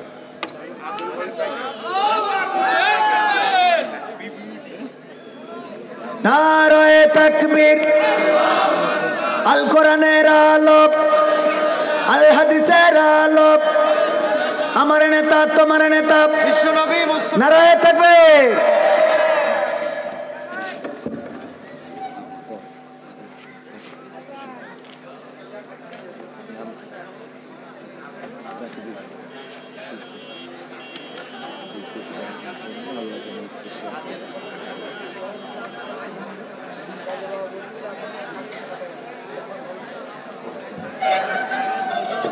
আমাদের রাকিবুল হাসানকে দেখলেন আপনারা? এই যুবকটা দেখেন, চুলের কাটিং দেখে বোঝা যাচ্ছে যে কত বড় স্মার্ট, ঠিক না ভাই? ঠিক। আগামীতে এই যুবকটা ইসলামের জন্য, আল্লাহর জন্য, কোরআনের জন্য, আল্লাহ ও তার রাসূলের জন্য নিজের জীবন পরিবর্তন করার সিদ্ধান্ত নিয়েছেন। আমরা চাইবো এই এলাকার মানুষ, আপনারা আছেন না, আপনারাও সাক্ষী থেকে গেলেন, আর আল্লাহ রাব্বুল আলামিন সাক্ষী, এই পরিবর্তনটা যেন দুনিয়ার কল্যাণ এবং আখিরাতের কল্যাণ এনে দেন। বলেন আমিন। আজকের এই মাহফিলে যদি কোনো পরিবর্তন না হয়, এই একজন যদি আল্লাহর পথে আসে, মনে করবো এই মাহফিলটা সফলতা পেয়েছে। তোমার জন্য দোয়া অন্তর থেকে। আমার নাম্বারটা রাখবা, সুবিধে অসুবিধে। কোন ক্লাসে পড়ো? ক্লাস 9-এ। লেখাপড়ার জন্য আল্লাহ কামিয়াবি দান করে, আর আল্লাহ যেন দিনের জন্য কবুল করে। বাড়ি কোন গ্রাম? বিকাল। ভিখালি। আল্লাহ কবুল করে। ঠিক আছে, আসসালামু আলাইকুম। ভাইরা আমার, আল্লাহর জন্য, দিনের জন্য পরিবর্তনের দরকার আছে না নাই? ওগো আমার ভাইজানেরা, মাঝে মাঝে মসজিদে কিছু নিয়ে যাবেন, কিছু খুরমা, কিছু চকলেট, কিছু বিস্কিট। আমার মুরব্বীদেরকে বলি, ওগো মুরব্বী জনেরা, মসজিদে যেই আত্মাইয়াতু পড়ে আর জুম্মার দিন যদি ছেলে পেলে হাসাহাসি করে, অমনি মাথাটা নষ্ট হয়ে যায়, এমন আছে না নাই? আত্তাহিয়াতু লিল্লাহি ওয়া সালাওয়াতু, কাজ ছেলে যে হাসতেছে, হ্যাঁ, আত্মাহিয়াতু পড়তে যেয়ে মাথা গরম হয়ে যায়। এইগুলো করা যাবে না, বরং তাদেরকে উৎসাহ দিবেন। আপনার একটা চকলেট, কয়েকটা বিস্কিটের জন্য দেখবেন বাচ্চারা কোরআনমুখী হচ্ছে, দিনমুখী হচ্ছে, ইসলামমুখী হচ্ছে, মসজিদমুখী হচ্ছে। এই কাজগুলো করার দরকার আছে না নাই? আল্লাহ আমাদের রাকিবুল ভাইকে কবুল, রাকিবুল ভাইকে কবুল করে নিন। বলেন আমিন। এবার আসুন, এই মাদ্রাসায় কোরআনের খাদেম তৈরি হয়, এই মাদ্রাসায় আল্লাহর দেওয়া কোরআন মুখস্থ করানো হয়, এই মাদ্রাসায় কোরআন হেফাজতের জন্য যদি গোটা বিশ্বের কোরআন পুড়িয়ে ফেলে, তাও এই হাফেজে কোরআন তৈরি করা হয়, যারা আবার কোরআন লিখে দিতে পারবে। সেই মাদ্রাসার পক্ষে থাকার দরকার আছে না নাই? সেই মাদ্রাসায় সহযোগিতার দরকার আছে না নাই? ওই মাদ্রাসায় সহযোগিতার জন্য আপনাদের কাছে একটু হাত বাড়াবো। ওগো আমার ভাইয়েরা, আমার যুবকেরা, আমার স্বেচ্ছাসেবকেরা, আগে ভিতরে যেতে হবে। যার পকেটে যা আছে, 500 টাকা, 1000 টাকা, 2000 টাকা, তাড়াতাড়ি করে আগে দিয়ে দেবেন। পকেটে যা আছে প্যাকেটে দিয়ে দেবেন। তারপরে কেউ 5000, 10000, 20000 যদি আমার হাতে দিতে চান, আমি মুসাফির মানুষ, দোয়া করে দেব।